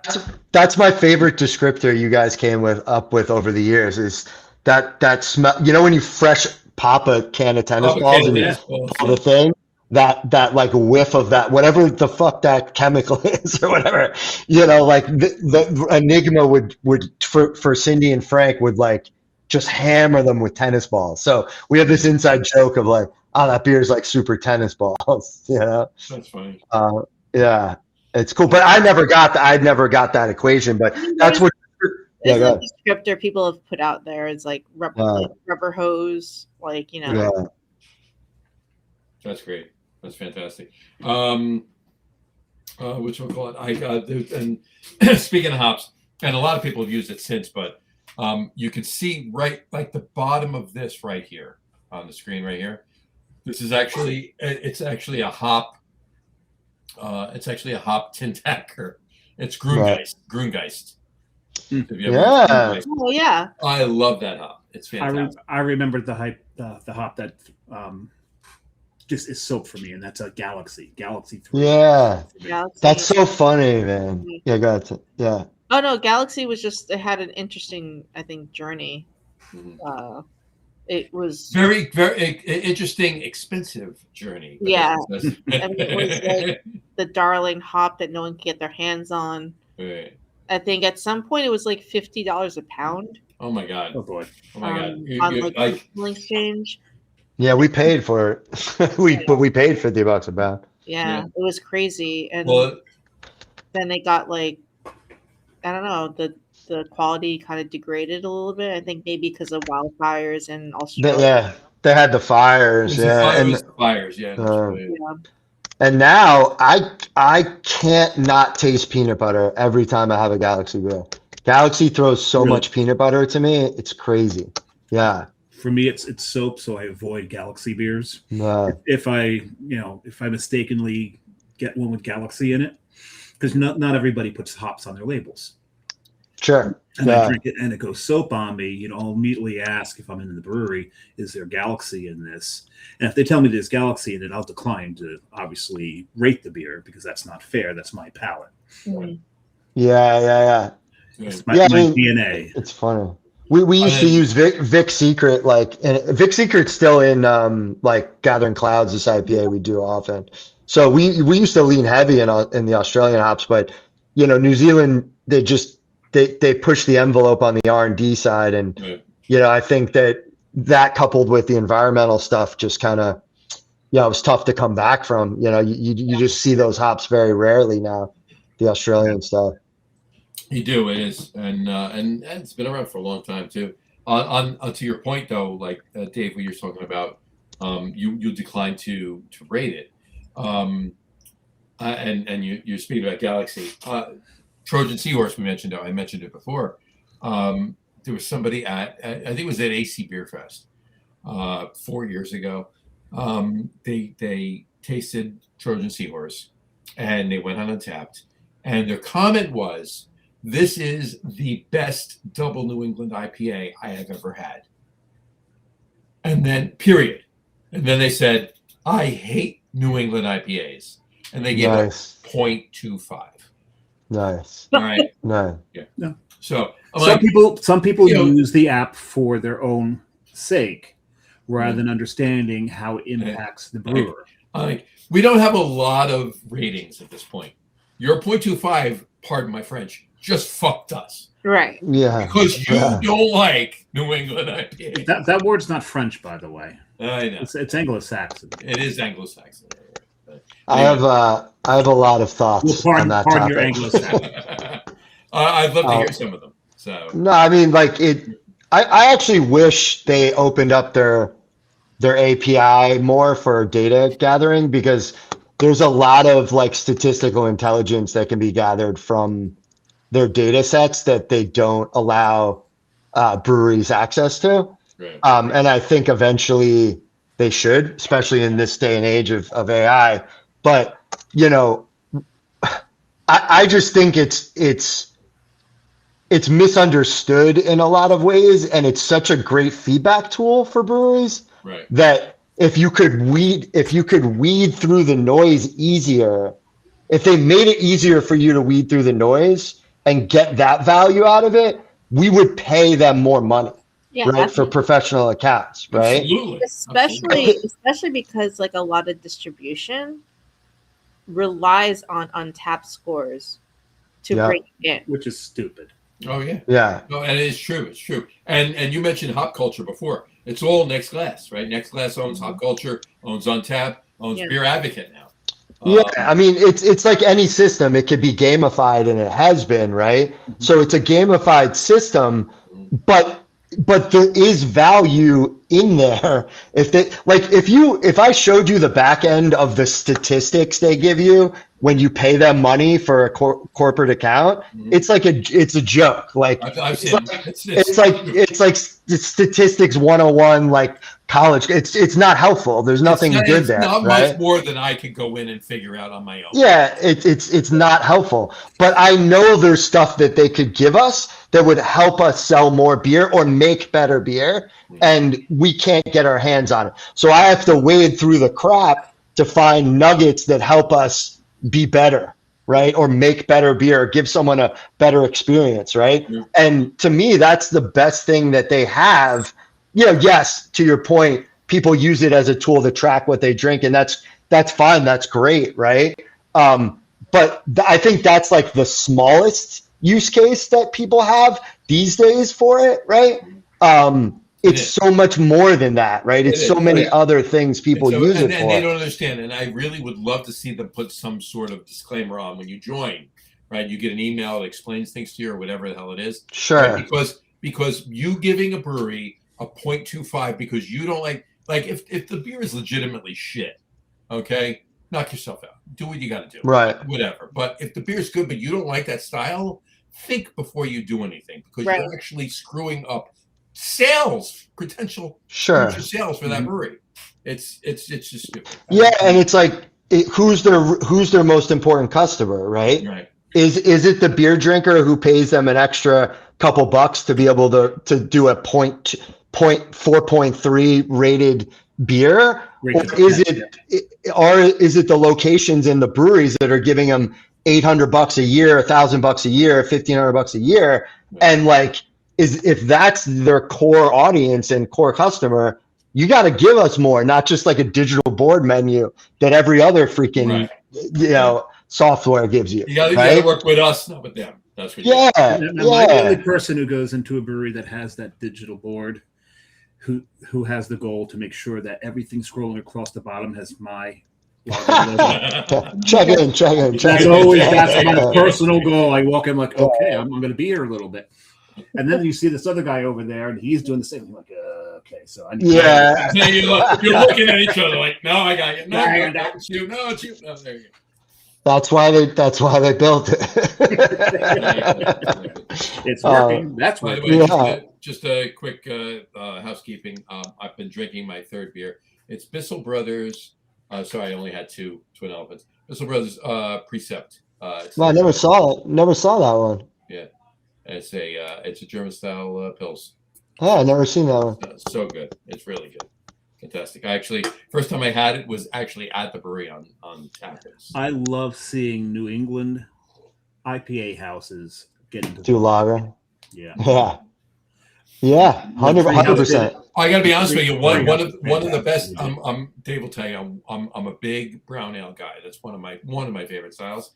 One of the best brown ales I've had in the last year was from Bissell. I believe it. Yeah. Cindy and I have been there a couple of times. We really enjoy it there.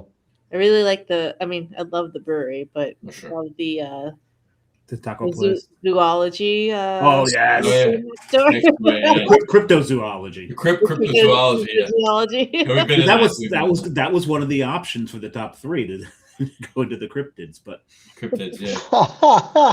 Cindy would have liked that. Yeah. See, didn't I tell you, John? I said, I don't know, from the many times I've met, a few times I've met Cindy, I think she liked the cryptid one. I like the cryptid one, yeah. I was right.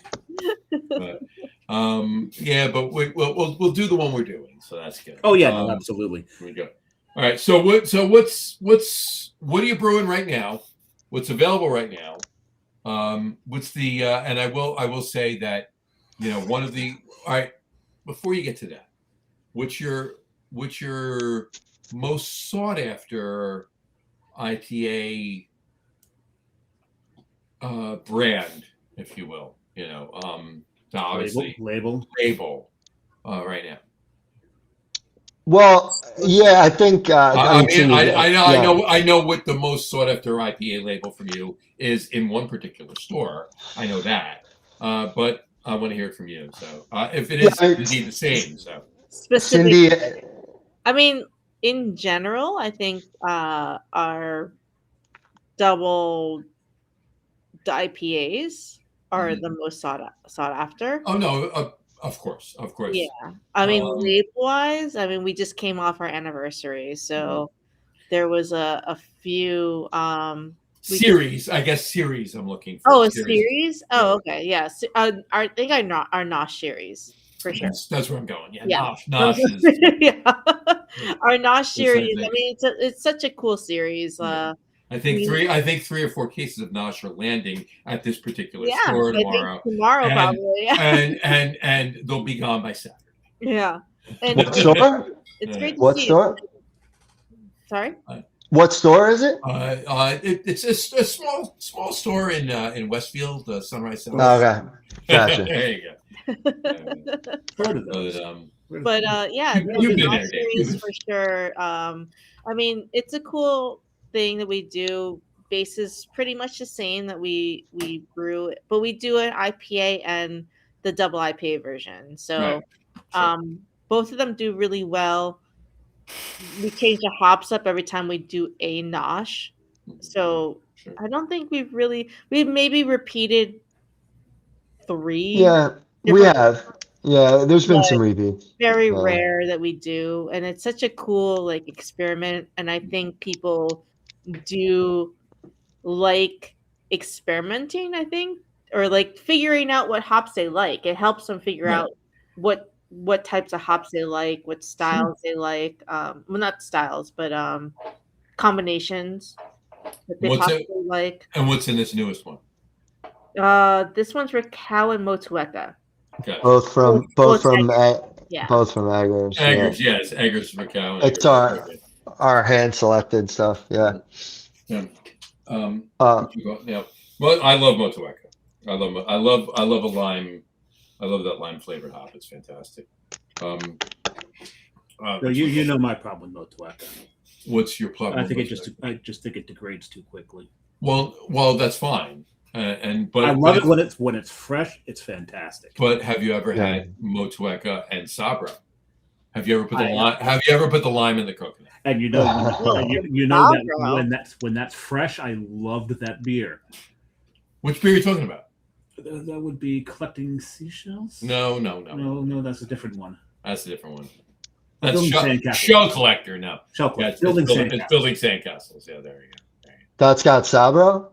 Sabra Motueka. Yeah. There you go. Matt put the lime in the coconut with that one. Yeah. You see less Sabro these days. I feel like you do. It had a moment, and it's kind of tailed off. That is a polarizing hop, though. Yeah, it is for sure. That one definitely was. And I feel like that one does fall off. Yeah. Relatively fast. Yeah. So. But when it does, But when it does, it mutes. When Motueka does, it rusts. Ooh, it goes away you don't like. I gotcha. Yeah. We actually tried like early on. That was going to be a year round, and then we very quickly realized no, it's a seasonal. We need to make that an April through August beer, and that's it. Yeah. Well, we used to use it as like a lifter hop at a very small percentage that we actually thought it would change the character of other hops in combination and give it just a boost. And like the oils are so unique in the Sabro. Like the first time we opened that bag, I was like, no way. I was like, there's no way this smells that much like coconut. I was like, there's just no way. And like it's such a unique oil composition that when you throw those volumes in with other oil composition volumes of other hops, the sum of the parts is different, right? But it takes over pretty quick. So I remember, Cindy, I think we like hammered a beer with Sabro. Like we did a 5-barrel like crazy dry hop only Sabro beer, and it was like, holy shit, we can't do that ever again. I think it was a Nosh.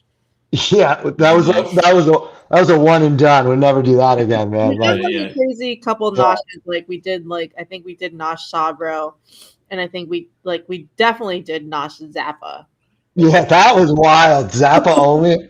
That beer was crazy. I Right? wish I had that. That was actually Yeah. that's good. But there's some hops that don't belong as a solo show, No. for sure. Well, no, and I've actually had a couple of like Kane did a Sabro only beer, and a couple other breweries did too. But they did. It goes suntan lotion pretty quick when you hammer it like that. No, it does. It does. But I'll tell you what. Put it with pairing it with Motueka. You it's great. You need a lot less Sabro than you do Motueka. Oh, sure. It's a great combo. We've actually done Sabro Motor. I really enjoy that combo. Actually, it's fun as hell. Mm. That was a good beer. I had that beer when you guys dropped it. Yeah. Thank you. That was great. But to your point, Nosh is just. I mean, it's in retail wise. People see Nosh on the shelf. It's like, I'll take 2 of those. I'll take 2 of those. I'll take 2 of those. It's just, and it's gone. And it's gone. Well, so we don't have a flagship beer, right? So I think that's the Nosh series is the closest thing. That's well, I think from on the retail side of things, I think people have said that they look at Nosh and they look at Little Shimmy as your flagships. Yeah. Right. I mean, it's a series, right? Because it's a different beer every time. Right. Because you're changing the hop. But still, they look at Nosh and they look at Little Shimmy. Yeah, the branding is consistent, right? Like, we didn't really, we kind of just wanted a fun long tail for this kind of experiment. And it just became like, I think Schmitty nailed the label, and it's such a cool like skull design that like it did well on the market from that perspective. Oh, absolutely. Yeah, it like stands out. Yeah, customers see that in the case. They don't look at anything on any shelf right around that. They just see that, and I'm not even going to smoke up your ass. Yeah, it's great. Yeah, I've seen. I mean, we make it. We literally probably brew a Nosh every other week. Would you say that you brew like what's the technical term for it? Fuck ton? Yeah, a fuck ton of it. Yeah, we brew a fuck ton of it. Yeah, I mean, Cindy's been finger on the pulse on the distro, so she's seen it firsthand. I mean, we've expanded into like all these like states over the years. It's so interesting to see what hits in different markets and stuff. But that Nosh, it's something about the skull, like it just like resonates, you know. Mm-hmm. Yeah. The Nosh, particularly the double IPA Nosh, hits. Yeah, it does. It does. Definitely does. The kids would, I think it's dialed. The kids would say it's dialed. It's dialed. We said dialed in. It's dialed. They don't want to use extra words. It's just. Listen, did they gave up on fire? Yeah. The fire's still around. Okay. Not as much as it was, but it's still around. Fire's old man shit now. Fire's old man shit. Yeah. You can get millennials saying fire, but not Gen Z. There you go. Yeah. Oh my God. Gen Z. I mean, it's Alpha now, right? I mean, Alpha's coming up. Alpha's coming up. Oh my God. Well, we're like 4. Dave and I anyway. We're like 4 generations back here. Well, Alpha's coming around, and they're pushing out the Gen Z stuff, and now the Gen Z stuff is, that's unk. Passe. It's unk. That's unk. Yeah. Nice. Well played. Well played. Well played. I only learned this stuff from watching that SNL skit where they had what's her name, the singer, doing a like this podcast on food, and they were all dressed up like 10-year-old boys. Nice. I remember the singer's name, but it was a hilarious. Ariana Grande. No. She looks like a little girl. Oh, that's why I said it. A little boy, actually. I'll remember. At any rate. Yeah, I mean, you said what you said. I just assumed it was Ariana Grande. No, it's not It's not Ariana. Right. It'll come to me. It'll come to you. There you go. But yeah, I mean, it is what it is, right? But hey, it's you got look. Sabrina Carpenter. You know what? That's Ariana Grande 2.0. Yeah, right? Pretty much. There you go. We've said it before on the show, and it's that Gen Z, and I mean whatever older Gen Alphas. I don't even know when did Alpha start? No, I guess Alpha's not drinking yet, right? Alpha's still young, right? Yeah. Right. So Z's the. Don't worry, they won't be drinking when they get older either. The way it's going. Gen Z's not drinking either. Because you If gotta leave your room. they're staying home, I they're don't playing know video what Gen games, Z. they're eating half a gummy and calling it a night. That's But it. Gen Z, they're smoking cigarettes now, Yeah. so they Now, might. see, get I'm that shocked cigarette. Oh, at that. my. I'm shocked at that. Maybe that's going to progress, and not that I want them to smoke cigarettes. No, I know. But maybe that's going to get them into It's the gateway sin. it's a gateway it's a sin. gateway sin, exactly. They're gonna want to smoke a cigarette while drinking a PBR, and the PBR is gonna go into craft beer. Right. It's a gateway to gateway to gateway to gateway to gateway. And eventually it's stouts and cigars. There you go. Exactly. Like it should be. Like it should be. There you go. Stout cigars and a little bit of this. Too. And a bourbon or two. A little bit of this too, right? A tried and true recipe. 100%. Did you hear? It was this joke. I forget who said it. He says, "Don't ever let anybody tell you not to start a $150 bourbon collection. Don't ever let them tell you not to, because that $500 will be the best $4,000 you ever spent."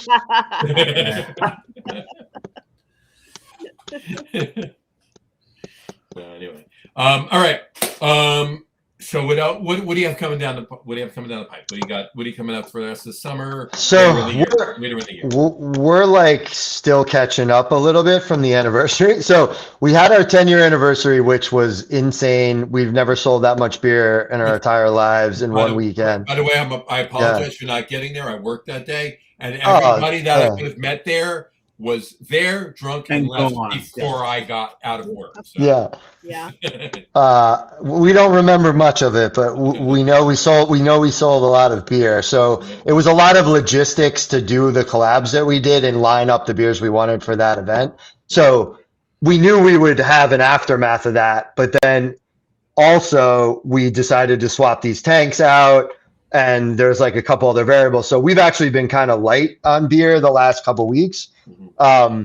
But that we're hitting our stride again here in the next week or two. Yeah. So it's coming. But I sent John a list, and it's like 2 beers. yeah.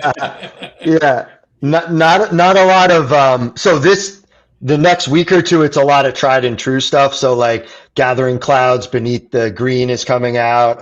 That Nosh is coming out. Noti d'Estate, the Italian Pills, like a lot of like not new label stuff, right? Like kind of rehash stuff that we love. And then collab wise, we're trying to do like a fun, like North Jersey summer collab little event thing where we like do a beer with a couple shore breweries like Kane and Carton and Icarus and maybe Erratic, or, some couple people down that way, and just do like an event driven thing, up at our place, with a theme, like I think a cool thing from the anniversary was like the collab labels were all like themed out across the board, and it's kind of like Pokemon, right? You got to collect them all. So people liked to get the different labels and stuff and try all the beers. So we're going to kind of do a similar thing like that. But at the same time, we're like expanding our tap room. There's like a whole lot of stuff going on at once. But yeah, for beer, you can expect a lot of lager. Soccer season, we got a lot of lager coming down the pike. We've been making a lot of lager. We can't keep it on tap. So, I think our lager game, to your point earlier of, IPA breweries honing in their lagers, I think we've done that the last 3 years. We've been able to iterate enough on different lager styles with our horizontal tanks and really dial in some fun stuff. Even some niche styles like smoke lager and stuff like that. So expect a lot of lager. The hop collabs will keep coming. They're not going to stop. Then we got the fall. We do like a fall fest thing, and you'll see some of those styles. I don't know, Sin, anything else I'm kind of not thinking of? No, that's pretty much it. The summer collabs, and then the fall stuff we're gearing up to. I mean, it logistically it just takes a lot of time to put out a schedule for beers. So I know it's crazy to say we're not even in July yet, and we're thinking about fall beers. right? Yeah, Have to. yeah, exactly. Yeah. You have to think that far ahead. It's ridiculous, but Yeah. you know, I as long as it's not like I said, seasonal creep is crazy. It's June 23rd, and I already have people calling me on pumpkins and Oktoberfest. Right. I don't want to think about that yet, so because I'm not. They're not going out until the second week in August. Yeah. That's the earliest that I see them. Right. Right. And then to the chagrin of some suppliers, but that's the earliest. Oh, sorry. What's that? Go ahead. Oh, I was going to say other than beer wise, I don't want to like lead the topic, but other than beer wise, we have the shows the music shows we do. Yeah, no, that was my next question. Any yeah. coming up yet? So have at it. There you go. Yeah, so I don't know what shows next, but like pretty much like every other month we have something going on. We're starting to do my private events, so like we have a backspace now that like is open to it's like tap room overflow. But we rent it out for tap room space, for private event space now. But really, like the music stuff, we've been really kind of honing in. Summertime is gonna be a little slow because like we're just slow in general during summertime. Right. But coming the fall, we'll have like pretty much like almost every month, or not every month, but every other month, something going on. That's awesome. That's awesome. Any beers on the schedule that are like, you know, like starred or asterisks or whatever? Hey, we're brewing this that you want to let the cat out of the bag kind of thing? You know? Yeah, I mean, we got a couple like bottle format stuff coming down the pike. So we have a mixed culture beer that's like probably 4 weeks away from being fully bottle conditioned. That's a collab with DeCara, Dan. I don't know if you're familiar with his work. Sure. But that was a really fun project on it. So we have a barrel. It's sort of like our PH1, which is the name of the New Belgium's first mixed culture barrel, but it just never goes bad, right? It just like literally is your house culture. Better knock on wood on that one. So knock on wood. 10 years later, I got faith in it. You know what I mean? The house culture is strong in that one, but yeah, we don't do a lot of like mixed culture stuff, but we like to do like a release or two a year. And that beer was rested on whole grapes too. So it's got some wine forward characteristics. I forget the varietal off the top of my head, but they're from a vineyard in California. I thought it was a German grape. No, that was like the last one we did. I think you're remembering. But yeah, the German grape is that weird one. I never remember. It's like it starts with an A or something. No, I was gonna say a G, maybe Gewürztraminer. Not Gewürztraminer. It's a red grape, but it's like that's 3 shows in a row now, John, that you've mentioned Gewürztraminer. 3. Somehow or another, he keeps. You really want to make that grape happen? That is really weird. It's right. It's a really fun beer. I'm super stoked on it personally. And then we have some stout that we're gonna blend up and do some secondary on here in the next. We're trying to release some stout projects like more. Like we were kind of at 1 a year clip. We did 2 1 year. We just did our anniversary one. We want to try to do 2 or 3 this year because our barrel stock we increased a little bit the last 2 years. So we hope to put out at least one more stout release here coming towards probably align it with are you familiar with like Melissa's Wings charity event that they do with that Jose does? We'll probably try to line it up like for that. That's like a early fall type thing. Yeah. Early fall it is. So awesome. We got that coming, and then there's a couple out of state collabs we're working on. We've been really friendly with Jackie O's over the years from Ohio. I don't know if you're familiar with those folks. Love Jackie O's. Love Jackie O's. Yeah. Love Jackie O's. Really big fan of what they do. I've been out there. We made a beer. They have a little brew pub out there next to their production facility. You know, they have a a restaurant. Sure. We made a little collab on the pilot system out there. They took us around their barrel situation is completely nuts. I mean, the build, they have this separate facility for it. That's like the craziest thing. They let me sit in on their nail pulling session and their blending for that week. And like, I was like, holy shit, like there's like 3,000 barrels. I don't know how you know where anything is. Like, this is like, they take that shit really seriously. They make some of my favorite US like barrel aged stout. Same. But it, so the one brewer from the pub side is going to be in Jersey. He's got family out here. So we're going to do some beer here, probably something clean and then something stainless. And then hopefully maybe do like some barrel stuff with them too on the stout side. Cause they just, Nice. they make awesome stuff. They make awesome stuff. Yeah. We got a couple festivals that, might turn into some collabs, here coming up, but we got to go to Rochester. We do like the Rochester Beer Expo every year up there. Cindy sells a lot of beer up into that market, so that's been a good. Upstate New York's been like good for us.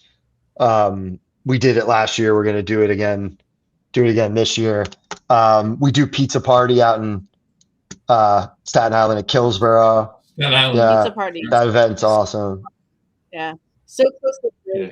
I'm trying to get. I'm gonna try to get that. definitely do if you can. It's like, it's charity, but it's a lot of fun. Yeah. Awesome pizza. I mean, they just. I mean, if Val had his way, we'd all be at pizza. Yeah. That's probably a good segue into your thing, but yeah, That's 100%. I was thinking the same thing. Yeah. We always do Drownlands event they do every year. We go up there Love in that. Wild August. Wild Acres. Yeah, Wild Acres. Time. Up there, Yeah. Wild Acres. Yeah, you didn't go I went last the year year. before, you and went the year Schilling had before. come down for that.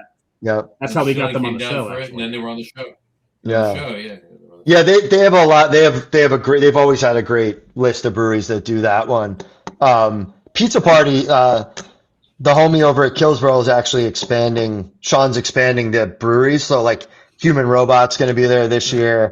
Yeah, Wayward great. Lane, who just did Logjam, like hosted Longjamming, they're going to be down there. So I think it'll be bigger and better than it's been too. They were like at low 20s breweries last year. Yeah. I think they're gonna add on to like be like mid 30s, almost 40 breweries this year. Like, wow. they're tacking on a lot. That's awesome. It's a great event. I love it. Yeah. Awesome. All right.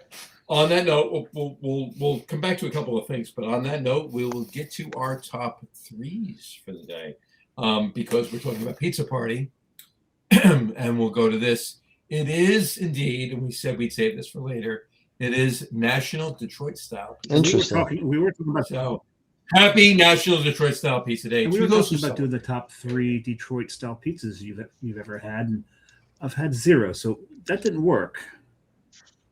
So we decided, because Dave's had 0 Detroit style pizzas, we decided to make it top 3 favorite pizzas we've had that were not New York style. So anything but a regular pizza, right? And top 3 favorite pizzas we had, and it could be specific. Mine are specific to the I got you. Yeah. I like this. Top 3 favorite pizzas we've had that were not New York So style. does it have to be pizzeria specific? Because I could do that too. No. How about it? We could. If you would do whatever you want. Home, If you're talking about home style pizza? Is it like you want Make it, You have had it. If it's your favorite, it's your favorite. No, yeah, I just meant do you have to say the style and the spot that you dig the most? But You can just do the style if you want. I'm doing the particular pizza from the particular. I love it. All right. Yeah, You can do what you want. it's You do perfect. Who starts? Let's Go Cindy for it. go first. Okay, so Unless I'm putting you on the spot. let Cindy no, go first. I mean, that comes to mind immediately is I love the just new to me, honestly. Detroit style pizza from Buc-ee's. Yeah. Buc-ee's. So they're local in Chatham. Okay, not the big car stop on the highway. No, not not Buc-ee's. The pizza. Not the gas station Buc-ee's or but Buc-ee's in Chatham. Amazing Detroit style pizza. They make just amazing pizza in general. They actually did a few pop-ups before they even had a brick and mortar up at our brewery, and they crushed it from day one. And they just had, what's his name, Dave Portnoy? Is that his name? Sure. He just came through to their spot this past couple weeks, or not this past week, or maybe a couple weeks ago, and gave them a really high score, like an 8.3 or something, or 8.4 or something like that. Really, really high for whatever he gives. I've always said, why do we care what someone from Boston thinks about pizza? I'm just saying. True that, but they make really good pizza. People always bring them into our tap room, and people come into our tap room because they're in the area from getting Buc-ee's. It's crazy. They're very famous for what they're doing. Within the past, I don't even think they're 2 years old. Are they 2 years old? They're a year and a half. Year and a half, yeah. Insane. So that's my first pick. So you do all three at once. All right. Oh, okay. You do all three at once. I don't know. I like Neapolitans. Kind of Nice. burnt crust, kind of burny on the bottom. I don't have a specific place because I think toppings are very important for that. That's fine. Right. Yeah. That's fine. And then, oh my God, I love old school bar pies, but I want to say just old school Pizza Hut pizza. I love it. Old school Pizza Hut pizza, just butter on the bottom, all over the place, kind of half deep dish kind of style. I love, always in my heart.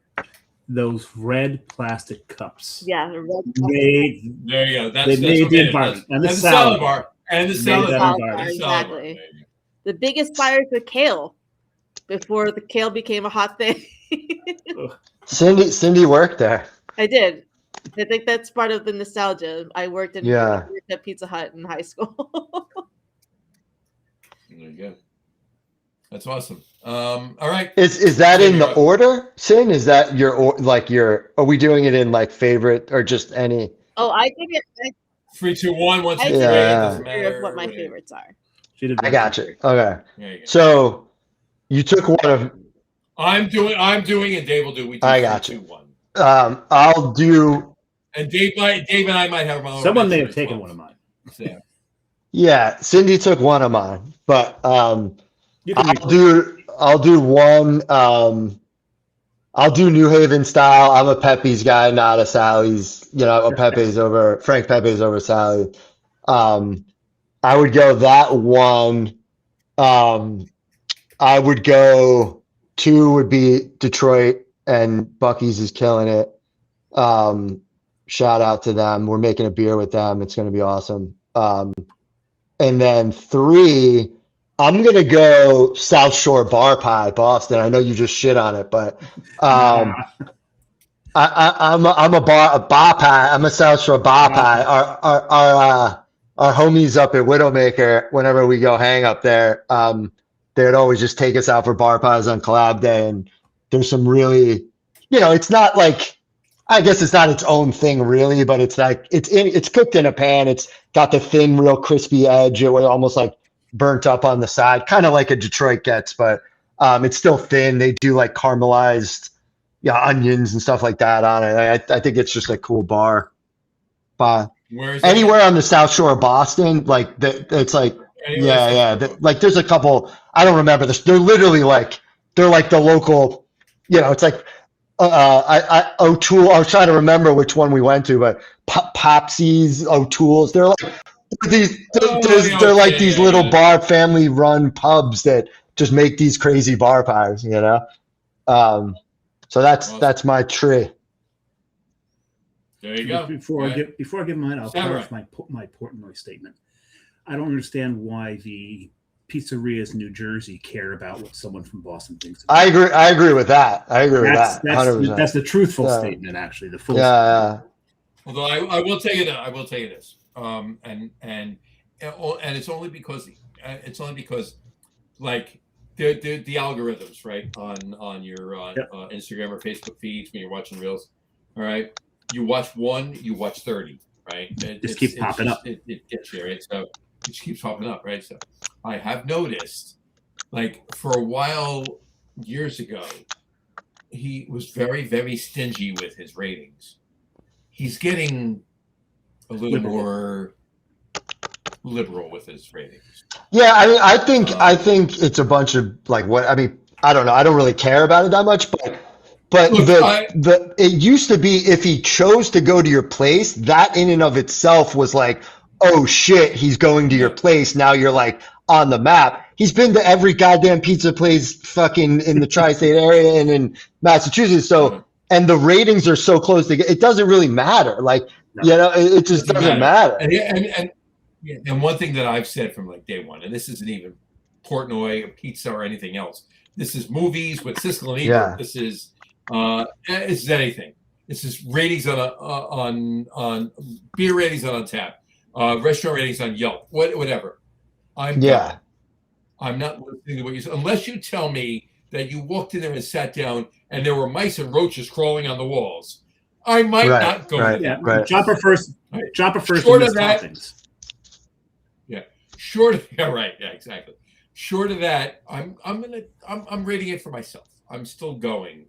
I very rarely do I let a rating stop me from trying. something. Agree. Anyway, so right, I did have the one honorable mention, and that was the Meat Lovers Pizza from Pizza Hut from back in the day. Hell yeah. That was, I used to do valet parking. When you did valet parking, you burned a lot of calories, and a buddy of mine would go. Well, hold on. Where did you do valet parking? Was it? I worked at Bar A only a couple of nights. I worked mostly at Polo Club, which is now gone. The whole building's gone. Right. But we burned so many calories. My buddy and I would go into a Pizza Hut. We get a large. Since he was vegetarian, be half veggie lover, half meat lover. We'd both get the large salad bar, and we get the family order of garlic bread with cheese, and we'd house that. Yeah, How could you? That's just the two of us. Those breadsticks are the best. Oh my god, it was amazing.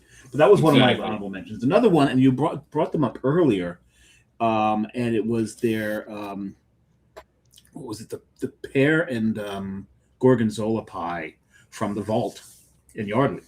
Oh, interesting. Yeah. John mentioned erroneously mentioned the Vault, but mentioned Vault. They make good pies there. They make great pies. Yeah. So those are my two honorable mentions. My number 3 is because I was just there, and I just have to. Pizzeria Coppola is a small family-run pizzeria in Bellagio, Italy, on Lake Como. Oh wow! What is it again? Pizzeria Coppola, just like Francis Ford. Though the guy, the thing that really stood out about this place was the guy behind the counter, very large guy with his very small voice. And we just loved listening to him talk because you didn't really expect that voice to come out of such a large man. But they were also a bakery, so we did get some bombolonis from there and a few other things. But the pizza there was very good. It was, they used their baking oven, also as the pizza oven. It wasn't coal-fired or anything, but it came out looking like a coal-fired pizza. Very, very good stuff. I also, which is weird because the worst pizza I ever had in my life actually was also in Italy. About 10 miles from the Venice airport. Oh, that was just not a good pizza. Number 2 for me is Rhode Island Twins Pizza. Twins is like a square Pizza Hut almost, because it has that. It's baked in those pans the way they do in Pizza Hut, so that all that grease crisps those edges up. Mm. But what's neat about Twins is since it's Rhode Island, you got that huge Portuguese population there. You can get linguiça as a topping.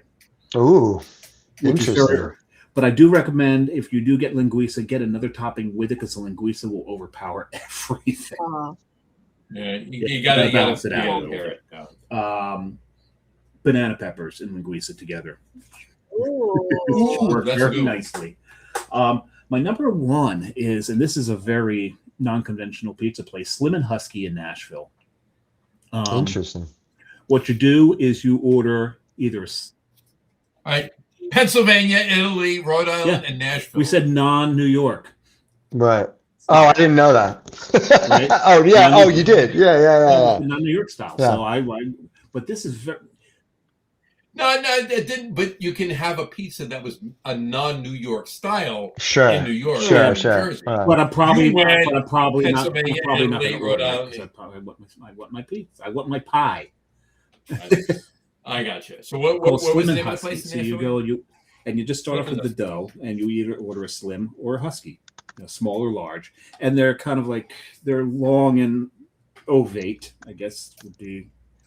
They look like a big capsule. At any rate, you pick what sauce you want on it, you pick what cheeses you want on it, you pick what toppings and they're writing this on the paper that the dough is on. Then they make your pie, that goes into the oven, it comes out. While it's in the oven, you go to the counter, you order your Nashville craft beer, and you take it and you sit down. And the way they've got this place set up, they've got it set up with picnic tables. So unless you've got a large party, you're sitting with people you don't know, which is awesome, because you make friends. And we were actually sitting next to one of the owners, and their owners are Slim and Husky. And I looked at the guy and went, I'm taking it you're not Slim. Did you call him Stan? Did you call him Stan? No, I looked at him and said, I take it you're not Slim. He goes, yeah, you got that right. But these guys are phenomenal. It's not in one of the best neighborhoods of Nashville, but the rule there, they have it written right on the wall. Everybody is welcome. Everybody is treated equal. And I just love their whole business model. I love their whole attitude. I love that one of them is always there to make sure there's never any trouble there. They only hire from the neighborhood. I just love what they do, and it's a damn good pie too. They use fresh ingredients, and you've got Nashville craft beer. You can't beat that. Was there barrique? Not that craft. not to the point where you're because they're bringing in beers that's going to go with pizza. Barrique is not really. I would put at the top of my pairing for pizza. You're getting your Yazoo. You're getting Bearded Iris. You can do Bearded Iris. Yeah. IPAs. So. All right. All right. I'm up, I guess, right? I only have one honorable mention as opposed to Dave's two. My one honorable mention is almost self-serving. I would have put it as an honorable mention if you failed to bring it up. 381. 381. Speaking of pairing Gorgonzola. Exactly. Oh yeah. We had the pairing Gorgonzola. We had a couple of Gorgonzola pies. We had the sausage and we had a sausage and Gorgonzola pie. Never had that one. Sausage shallot, and Gorgonzola. I had the other fantastic sausage one. Yeah, my favorite was the Jersey Sunset pie that we had at 381, and it was pepperoni, pineapple, and sun-dried tomatoes. It's the only pineapple pizza that I actually like. Yeah. There you go. There you go. It was fantastic. But that was my honorable mention. So my number 3 is Luminati's out in Chicago, deep dish. It's my favorite of the Chicago deep dishes. I'd be remiss if I didn't say that I do like the deep dish. And I found that out at an early age, going to Pizzeria Uno, whenever they had that. Obviously, Luminati's blows away any Pizzeria Unos. Obviously, when I got to Chicago when I was older, anytime I get out to Chicago, I gotta have Illuminati's. That's my number 3. My number 2, Kinchley's up in Ramsey, New Jersey, on Franklin Turnpike. Specifically, their broccoli and fresh garlic brick oven pie. It's stupid. Don't talk to anybody within 5 feet of you until you get yards. Yards. Yeah, 5 yards of you. Yeah, there you go. But I mean, because they put a shit ton of garlic with the broccoli on it, but it's so good. It really is. And my number 1 is the Detroit style from Detroit style, specifically the Detroit style pizza with sausage from Pasquale's in Wall, New Jersey, right on the corner of 18th and New Bedford, right across the street from the high school in Wall, and it used to be called Dominic's. Now it's Pasquale's. But that Detroit style with sausages is banging. It's so good. I didn't know we were allowed honorable mentions. I have 2, if I may. You may. First one is Neapolitan from Philly, Pizzeria Badia. It's probably some of the best Neapolitan I've ever had in my life. Yeah. Right, Sin? It was unbelievable. They're really hype, like people know them, but it's a cool spot, really cool spot.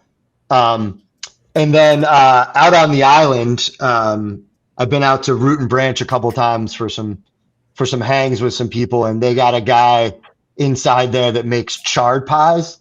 Nico's charred pies. So if you ever take the worst drive on planet Earth and go out to the island that far to go check out Root and Branch, make sure the homie Nico is making pizzas out there, because his charred pies are unreal. Now that is I would say it's a New York pie, so that kind of doesn't count, but he does his own take on the charring of it. Which I think is cool. It's a Neapolitan, I think. It's borderline. It's not. It's a full size pie and not as Neapolitan-y in the middle. But like the pizza by Root and Branch, like the Staten Island pizza. I'm sorry, the Long Island pizza is it's like different. It definitely has like its own vibe on the sauce. Like it's got like a character to it that's a little hard to place on, like a little bit tartar. But it's a type of pizza that I think is really good. So check it out. Awesome. There you go. Sid, do you want to throw an honorable mention in there? Are you good? Not New York style. I don't know. I can't think of anything real fast. Yeah. I love bar pies too, but yeah. You guys brought up. I just forgot it now.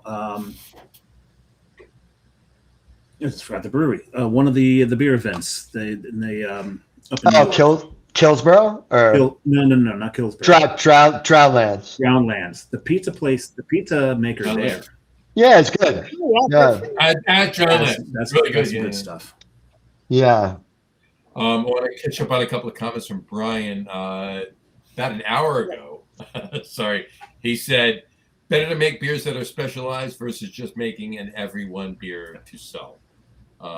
Agreed. That's his theory, and agreed, absolutely. And he said his next beer is his English mild. He keeps going down in ABV now. He's bringing it down, and then he agreed with me. He says, "Love Kinchley." I'll have to check that spot out. I never heard of that. I'll have to check that out. Right, it's right. You go up Route 17. You get into Ramsey. You get off Ramsey in Ramsey on Route 17 on Franklin Turnpike. You go up maybe a quarter of a mile. It's nice. You'll know it when you see cars trying to find places to park. It's that kind of popular. I love it. Yeah.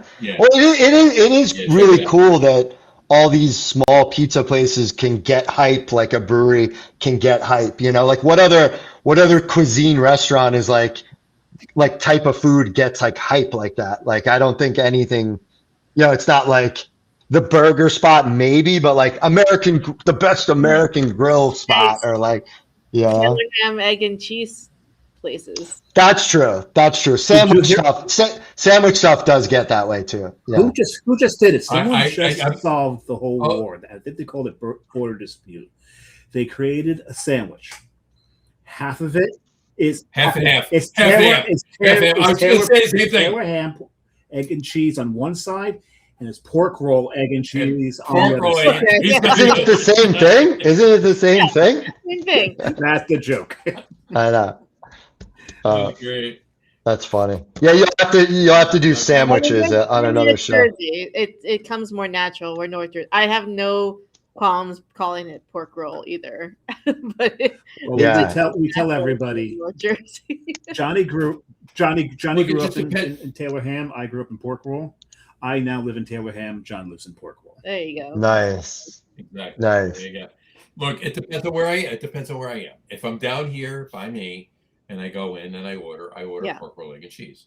If I'm up in North Jersey, my rule is I look at the menu. What do they call it on the menu? That's what I'm going to order. That keeps me from getting in trouble. Yeah. And I'll be honest with you, there's a restaurant, there's a breakfast place right in Belmar. Fantastic. And I'll give them a little props because they're fantastic. We go there a lot. Comfy. It's right on Main Street. They have a couple locations. But right in Main Street in Belmar. It's called Comfy. Fantastic food there. Very ridiculously good breakfast. They have 2 different menu items on the menu. One of them, they refer to pork roll as Taylor ham. The other one, they refer to pork roll as pork roll. On the same fucking menu. There you go. That's Belma. Belma for you. Belma. They cover their bases. Yeah. Gotta love it. All right. What events you guys got coming up, and in the rest of this year, or even into the fall? What do you got going on? Events at our place? Yeah, I think. At your place, so that you're attending? Yeah, we kind of just rattled off a few external ones. I mean, we're going to Lost Taverns event. We do it every year. They do a big charity event for cancer. They raise a lot of money over in Pennsylvania. It's called Hops for Hope. Yeah, Cthulhu does that every year. Al goes out there. Yeah, I can't get away from Al everywhere I go. Yeah, he's right next to me. But yeah, he does a lot of these events. He's a big pizza party guy too. But yeah, we're doing that. There's another event I'm forgetting off the top of my head, but we do a lot of the sort of, we don't do a lot in New Jersey, but a lot like around like Jersey, PA, New York, that kind of stuff. And then internally, we're doing that summer thing. We'll probably make a weekend out of it. The collabs with the shore breweries. Do a little short theme thing at the brewery. Have some music. We do like we didn't call it an Oktoberfest last year. It was just kind of like our fall fest that we started last year. It was the first time we ever did it. We'll probably do that again this year. Just kind of seasonal kind of take, right? Not just like Oktoberfest stuff, but just kind of like a seasonal gathering with some different beers that sort of fit that scene. We usually do music with that too, local folks, and then we do our. I don't have any. I have some stuff that's almost lined up, but I can't announce yet. But we try to do like, we have a series that's like essentially musicians that were in bands that are now doing solo stuff, that were in punk and in indie and hardcore bands back in the day that now kind of do their own thing. And we put on sort of ticketed shows. We cap out at like 120 people. It's a fun room. Like Flounder does sort of like a similar thing with different genre of music. We actually have they use the same booking guy that we use. He's a good friend of ours.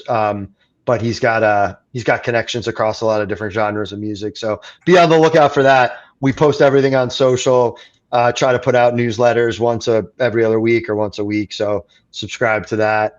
We're big on we're active on Instagram, not as much on the other places, Right. We don't know what TikTok is. No. We don't either apparently. So on the log, I've capped out my number of social media outlets. To my children's chagrin, that are in their early 30s and late 20s. So they're Dad, come on, Yeah. So, but that's awesome. That's awesome. Yeah, check it out, people. Everybody, check out everything that Tim and Cindy are doing. Frank and everybody over at Twin Elephant. on their socials, on of course Facebook, but obviously they're more active on Insta, as Tim just said. Check out everything going on over there. Look, guys, we want to thank you for coming on. This was a fantastic show. I'd be remiss if I didn't say. Shit, I just forgot. You would be remiss if you didn't say. You are, man. You'll remember it. Well, yeah. I mean, while you're thinking of it, really appreciate you having us on. You know, we try to do these things when we can. It's not always easy to get us. You know, we're pretty active folks with lots going on, but I'm glad we found the time to do this. Yeah, glad we had this time together. Yeah. Just to have a laugh. I genuinely think it's really cool, folks like you guys that put a lot of time and effort into doing this kind of thing for the community. You know, it's awesome. Oh, thank you very much. We appreciate it. Yeah, we love doing it. We do it. I mean, it wouldn't be a Tuesday night like the 2 or 3 or 4 Tuesday nights a year that I take off. It feels different. Well, there's a couple times I'm taking it off because I'm flying somewhere. Right. Or one of us is on vacation, or yeah. Well, like for the rest of we're not going to take a day off for the rest of the year. We just talked about this before. I'm going to be on vacation one of the Tuesdays. He's going to be on vacation another one of the Tuesdays. But we're going to do shows there. Oh wow! So he's going to do a show while I'm on vacation. And I'm going to come on for like 10 minutes for my trip, and then vice versa. Sometimes on vacation we do a full blown show. When he's on Nashville, I was in St. Elmo Brewing. We did the show from there. Nice. The one in Italy though was, I think, the most fun. That's cool. Italy, when you were Urban Farm, right? It was Urban Farm. Yeah, Fabio or Paolo. Fabio Paolo, both of them. Fabio Paolo. Yeah, that was fantastic. But yeah, no, definitely check out everything these guys are doing. We love the beer. We're so happy that you guys are doing what you do. Oh, that's what I was going to say. Really quick, what's your distribution footprint? Because you mentioned obviously other states. Just let everybody know, because obviously this podcast doesn't just go out. Yeah, it's not just Brian and Vanessa. Yeah. But for Vanessa Proves, it goes not just Brian and Vanessa. So we're in New Jersey. We're in Pennsylvania. We're in upstate New York, not New York City, but we're like Rochester area. The Hudson Valley, a little bit of the Hudson Valley starting to, we just started. Buffalo, but it goes up to Buffalo too, like up there. Yeah, right. Yeah, Buffalo. To Rochester, not to Buffalo, right? And we just started up in Massachusetts and Rhode Island again. We're distributing to Europe, so Lance and Netherlands, and then they distribute to like Denmark, and I mean we've seen check-ins in Portugal, like cool. Kind of all over the place in Europe. We send stuff to China, so it's kind of all over China as well. And we just we might start doing Japan soon too. Very nice. Very nice. Amazing. Awesome. Well, seriously, I give you one of these. You might. Nice. Get that beer out there. You might be our guest with the widest distribution we've ever heard. Easy. 100%. We've had guests in different areas of the country, in Italy, in Ireland. It's a little bit here and there. I mean, we've also sold down to like the Carolinas before. Yeah, we've been in the Carolinas. We've been Virginia, Maryland, a little bit. The market's not as prevalent there for New Jersey beers because they have so much of their own. So yeah, it also kind of ties to like some of the event driven stuff that we do. Like if we go down and do a festival down there, and then we work with a distributor again in the festival, and they want to take a pallet, to kind of spread around during the festival, that turns into a subsequent pallet maybe down the road or whatever. Like if we sign the paperwork, you might as well send beer down. Yeah. Might as well send beer. Absolutely. 100%. I agree 100%. That's awesome. Well, again, thank you so much for coming on the show. We really appreciate, as much as you appreciate us doing what we're doing, we appreciate what you're doing. And we appreciate you taking your time out to come on the show with us too. Because this show wouldn't be what it is without you guys. Sure. And everybody participating in it, and it's fun, and we enjoy it. And we always say it's an hour to an hour and a half. Here we are, 2.5 hours. And I didn't even have a beer. If I was drinking, this would be a 5-hour podcast because I don't stop talking. You think Augie's bad? You get me on the podcast. I would have been kicked out of this room. This is the best. There you go. All right. Well, stick around. We'll talk to you for a couple minutes when we sign off. We want to thank everybody for watching, though. For today, we want to thank everybody for watching. And for those of you just listening to the audio podcast, thank you for listening. I can talk. Don't forget to visit our website, www.logroom.com. That's LAGROM.com. And please remember, like us and follow us on all of our social media, Facebook, Twitter, Instagram, and of course, our YouTube channel. All of them are at The Log Room. Remember, we go live with the video podcast on Facebook, YouTube, X, and Twitch every Tuesday night around 6:30 p.m. Eastern Time. And for those of you who just want to listen to the audio podcast, you can do so on our audio host Spreaker, as well as iHeartRadio, Apple Podcasts, Spotify, Odyssey, Audible, Pandora, Amazon Music, YouTube Music, iTunes Music, TuneIn, Podcast Addict, Castbox, Deezer, Podchaser, Listen Notes. Pretty much anywhere you can find an audio podcast, you will find the Log Room Guys Craft Beer Podcast. And if you haven't done so already, please subscribe to one or more of those feeds, and you will never miss a show. Again, thanks for following along with us. Have a great rest of your week. Have a wonderful weekend. Cindy and Tim, thank you so much for coming on. People, if you're anywhere near Chatham, New Jersey, get to Twin Elephant. Check out everything they got going on there. And if you're in Pennsylvania, upstate New York, Massachusetts, China, Japan, Netherlands. Not Japan yet. Portugal. Not Japan yet. China, Portugal, anywhere. You see Twin Elephant beer, get it. It's fantastic. These guys are brewing amazing beer. You're going to want to try it. Go find their beers. That way they can get an Italy check-in. Paolo. Nice. Paolo, find the beers and get an Italy check, and then you can come on. Then you can comment on and come on the show and let us know we get the Twin Elephant beer. Anyway, all right. Thank you so much for coming on. We really appreciate it. Have a great rest of your week. Have a wonderful weekend. Cindy, Tim, we'll talk to you soon. Thank you.